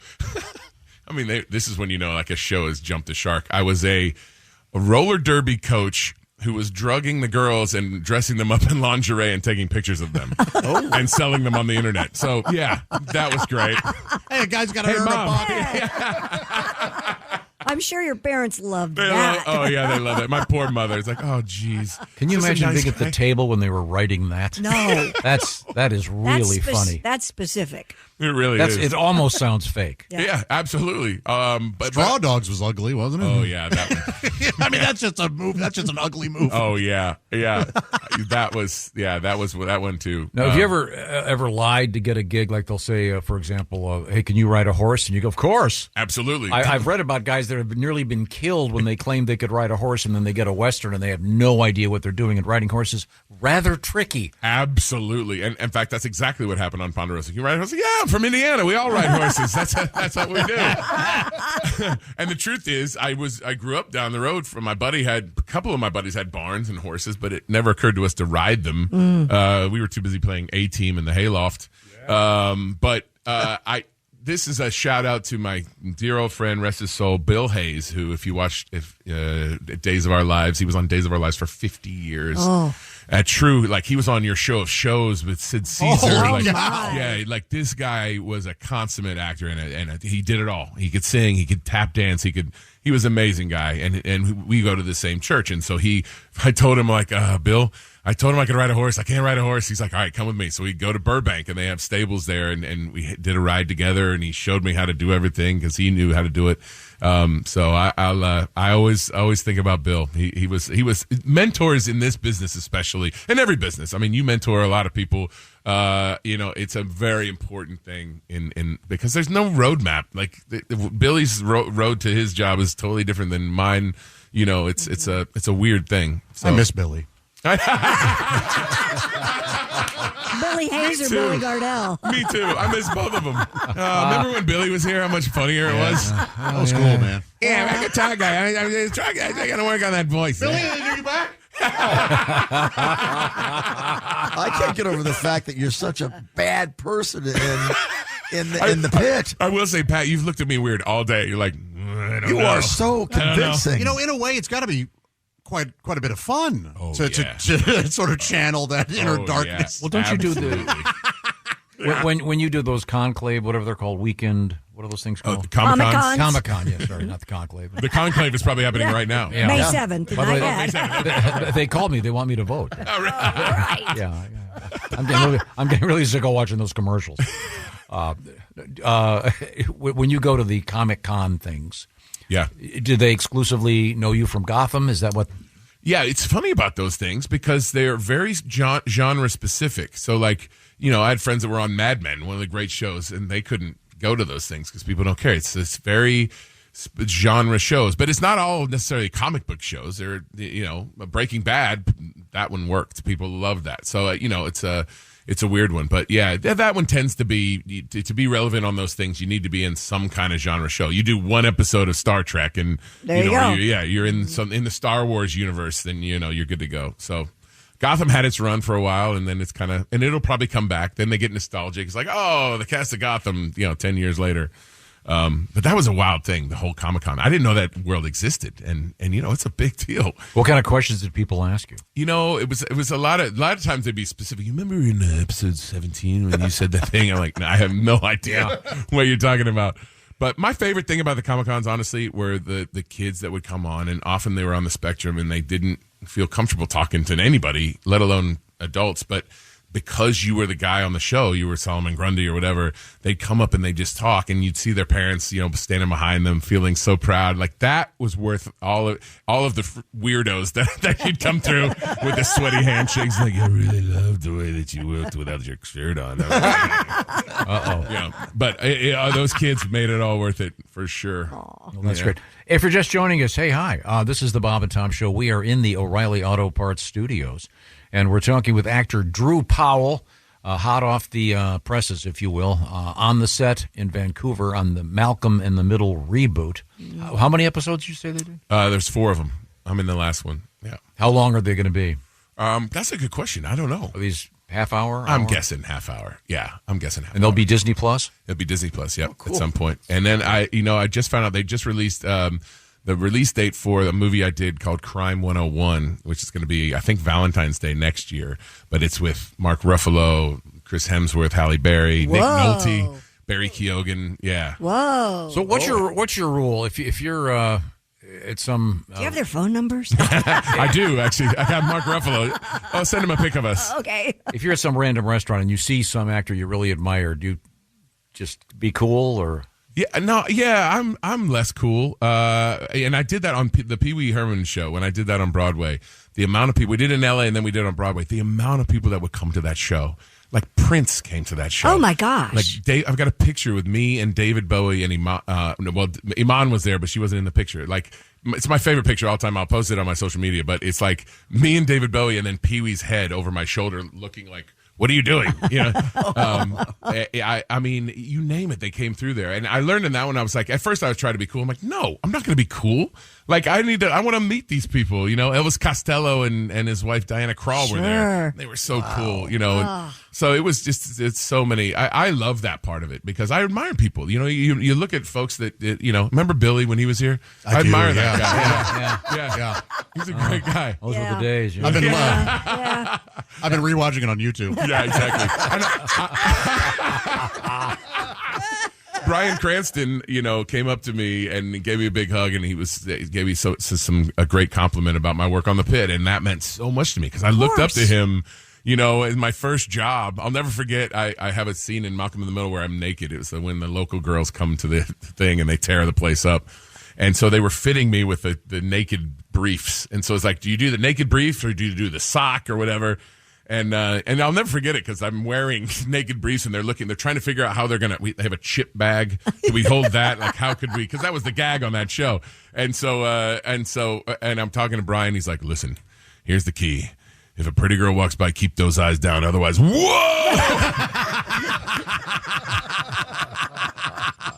Now, did you keep the naked briefs? Just for... they did not let me keep them. They were like flesh colored, and it's a very strange look. I can see a back Hollywood thing in the back lot where they've got like 15 shades of briefs. So they get everybody's skin tone. Exactly. We got to make sure we get it right. How weird! It's a weird job, man. Is it like a bikini kind of? It looks like a banana hammock. Oh. Whatever you call the Speedo. Yeah. Yeah, yeah. But there's different ones. So there's the Speedo. Then there's the one that just covers, like it's a string and just covers the minutia. I mean the Hoss. It covers Hoss. Yeah. And then your butt's flopping in the breeze. Yeah. That's the thing about that show. I remember I get on set and they take me to a trailer. I'm like, I got a trailer? Like, what? And they give me a VHS. That's how long ago it was. A VHS tape of the pilot because they'd only shot the pilot. And so I didn't know what this show was. And I put it in and I'm watching the show and there's Brian naked and she's shaving his back and the birds come and take the hair and use it for I'm like, what is this show? And then at the end, the kid in the wheelchair like tips himself over, and I'm like, you can't show that on TV. And they did. And it was a huge hit and it was great. Yeah. It's wild. Wow. Well, we're speaking with Drew Powell. And Drew is a very fine actor. And you don't know what your next gig is, though, right? No. Yeah, keep bringing that up. Yeah, exactly. I'm see the anxiety. I think my next gig is coming back here to be on Carb Day with you guys. Okay. We're going to sing a song. I just watched that the other day, man. You were singing with us? We singing just a Mario. Just a Mario? Yeah. Oh, I forgot about that. That was great. Maybe we'll have to... Just a Mario. You're great. Ready on the road. Driving to the track that day. Yeah. Now, so you've already shot that's coming out. You've got right now the Pits floating around in the ether on Max, and then you said Disney Plus for the Malcolm in the Middle. Tracker is I think next week or the week after. It's a season finale. So that's it's a big episode. That was a lot of fun. Well, you can still watch Unbreakable Boy, which is one of my favorite movies. Yeah, it's a great movie. It was really neat. Got to premiere that at my college, my university, DePaul University, at the old theater where I watched movies in college. And like one day I want to be up there, and there I was. It was and it's a nasty theater. Like it's like they really had to clean it up. It's about to get demolished, but that was really special. Family came down. So that's out. Gosh, it's been a good little run. I'm forgetting stuff, but so no. When you have downtime between gigs, do you have something that you do to keep yourself from pulling all your hair out? Yeah, I played basketball still 3 times a week, and my son Leo, there's always something going on. He plays the upright bass in the orchestra and jazz band. Cool. And he's way cooler than I am. And you'll appreciate this, Tom. I was the chaperone on a 4-day trip to San Francisco with 100 8th graders band and orchestra my son's in 8th on a grade. bus. On a bus with 100 8th graders. Oh no! Yeah, taking them. We did all the sites too, so I'm down trying to make sure nobody gets abducted in Ghirardelli Square. Wow! But I got to tell you, these kids are incredible. Like they're 8th graders. They're going against all high schoolers, and they won the thing. They're doing Henry Mancini and Tchaikovsky, and cool. It's really neat. I have so much respect for these kids and what they do today. It's such a different world. We were talking about living in the world of social media and camera phones and all that stuff. But yeah, I love being a dad. It's the greatest thing in the world, and so that's usually what I'm doing when I'm not working. All right. Well, we're speaking with actor Drew Powell, and we're going to hang out with Drew a little bit longer. We've got some more time here, so don't go anywhere. Right now, I want to remind you once again, this may be one of your last reminders about Mother's Day. We got a little more than a week. And Steven Singer Jewelers, they are packing up those roses right now. I'm talking about actual roses dipped in 24-karat gold. It's a limited edition. It's known as the Blue Moon Rose. Mothers will love these babies. They come in a beautiful gift box. The shipping, of course, is free. But I'm kind of warning you right now, you better get on it today. You can also get on lots of different jewelry. You look at the whole catalog online at IHateStevenSinger.com, including the famous At Last bracelet. A great value, real diamonds. A beautiful bracelet for that mom in your life, or all those moms. There are a bunch of them. Your sister's a mom, she's a mom, your mom's a mom, your wife's a mom, whoever may be a mom. So take care of them. with something from Steven Singer Jewelers. Once again, you visit IHateStevenSinger.com. Tell them the Bob and Tom Show sent you. Remember a couple of the key things. The lifetime guarantee. You can always upgrade on jewelry and get the full value of what you paid the first go-around, and free shipping. IHateStevenSinger.com. Coming right back with Drew and more. This is the Bob and Tom Show. Thanks for listening to the Bob and Tom Show this morning. Even though we're not too much to look at, you can also watch the show on our YouTube channel. Welcome back to the Bob and Tom Show, live from the O'Reilly Auto Parts Studios. Christy Lee's there. Pat Godwin's across the way. There's Jeff Oskey. I'm Josh Arnold. And Tom, we have one of our absolute favorite people with us right now. We have Drew Powell, actor. Hi, guys. And, hi, Drew. Hi, friends. I don't like you. I don't like you anymore. Come on, Pat. You're It's all pretend. I don't think it is. It is. You're too good in this. I don't think it is. We were talking about various acting roles you've had and some stuff you're going to be working on in the future. There is a current movie that is based on a video game that's doing very well out there. And there's have you heard about this song from this movie? It's called Minecraft. Oh, for those. Minecraft. You heard about the song? No. Jack Black. Jack Black, I think it's... It's 34 seconds long, and it's on Billboard. Something charted. lava. It's charted. It's lava the chicken or something. Shortest song that's ever charted. It's the shortest song that has ever charted on Billboard as of last week. Jeez. Classic Jack Black. Silly and fun. Yeah. That's awesome. And it kind of reminded me of Pat, don't you have a song? Oh, I have short songs. I have a 41-second song called Voicemail, but I have two songs. I have one that's 6 seconds and one that's 2 seconds. Really? The one that 6 seconds is called the Lazy Man Blues. Sometimes when you write a song, it's just so perfect you don't have to write anymore. No. So this is the 6 second song. This is called the Lazy Man Blues. Woke up this morning. Went back to bed. So you're done. So you're done. Drew, you don't have to say That's anymore. my kind of Lazy song, Man yeah. Blues. Now here's the shortest song. This is called the Dead Man Blues. I didn't wake up this morning. Dead Man Blues. Right there. Listen, you're talking to the man who was voted most lazy of... Actually, they had to say couch potato of the class of 90, whatever I was. Are you serious? Yeah. You? Yeah. You? I felt like really what they were trying to say was I was the BS. I was the best at BS. I could Okay. get myself out of anything. But somehow that came off across as lazy. I don't get it. Yeah, because you seem like anything. You don't seem lazy at all. Yeah, you you. seem like Thank you're you. Thank you, always Josh. going. Yeah, Thank you. always energetic, always Yeah, working. always going, always. I don't know. up. I thought I'd get best derriere, but shows what I know. Yeah, well. Oh, Did really? they have a best derriere, though? Oh, yeah. Absolutely. Did they really? Yeah. In Male high and school? female? 90s. Oh, yeah. Yeah. And the picture was them with their, stonewashed jeans, with their butt back to the camera looking over their shoulders. Yeah. Unbelievable. In high school? Yeah. They were not. Oh, yeah. I bet they wouldn't do that now. Would they? Those are the good old days, They baby. wouldn't be stonewashed. They do it, but just behind everybody's No, I think back. they are I think stonewashed. they're It's come stonewashed back. again. All this stuff that I thought looked stupid in the 90s is now back again. I don't know. I'm the old man. Get off my lawn. Are those socks coming back? Which ones? Leg warmers. The leg They're warmer not thing? socks. They're called leg warmers. So I want to vote to keep yoga pants as long as possible. Oh, they're not going They're anywhere. not going nowhere. Okay. My parents wouldn't buy me stonewashed jeans because they were too expensive, so I tried to make my own with gravel from our driveway. Oh, man. And messed up the washing machine horribly. I bet that beating was true? exquisite. Oh, so bad. Oh, my God. That's 100% true. That is a great So story. you took just stones from the driveway? Yeah, we had like a gravel driveway, so I grabbed a shovel of you full of did. stone and threw it in the washer with my jeans. It doesn't change the jeans at all. Like they were still as blue as when I put them in. Did you put some bleach in there? No, I didn't know. I didn't know what I was doing. I was in 8th grade. That is Just putting rocks in the fantastic. washing What do the machine. stones do anyway? Even if Beat the Well, they inside were of your stone washing washed, machine up. so- I lost a brother trying to make acid wash jeans.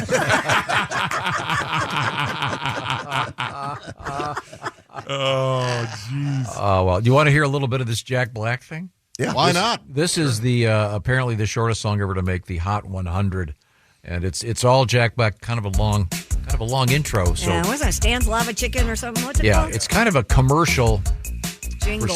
for Steve's Oh, Lava Steve's. Chicken.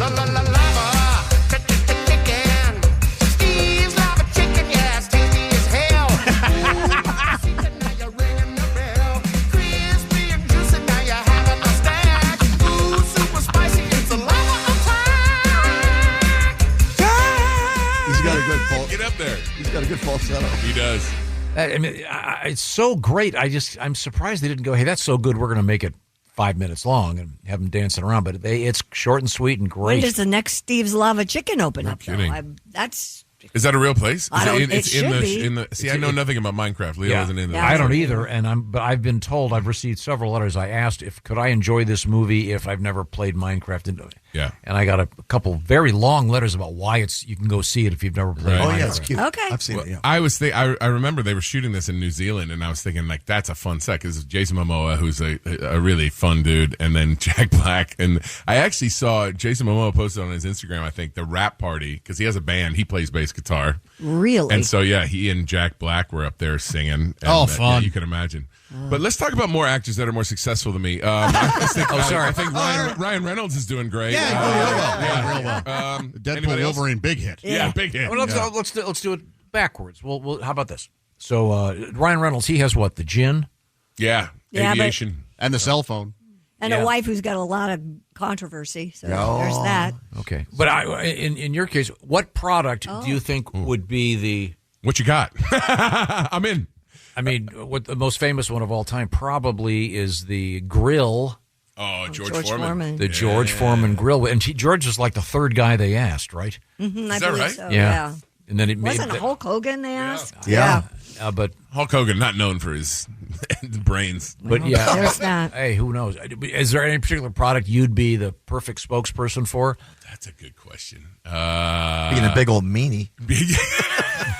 I wear this. This is a jockey shirt, and I wear a version. It's really soft, and I wear a version of this almost every day. So jockey shirts should definitely sponsor me. There you go.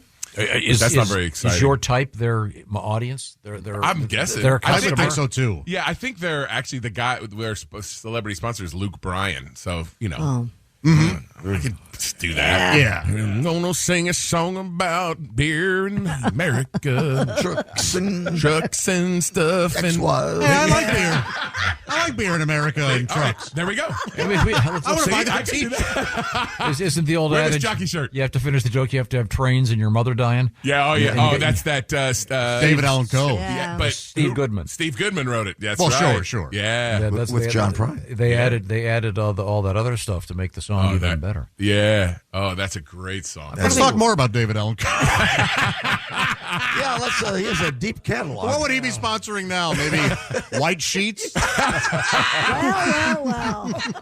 Tide keeps your sheets white. Hey, that's a rather unusual hoodie.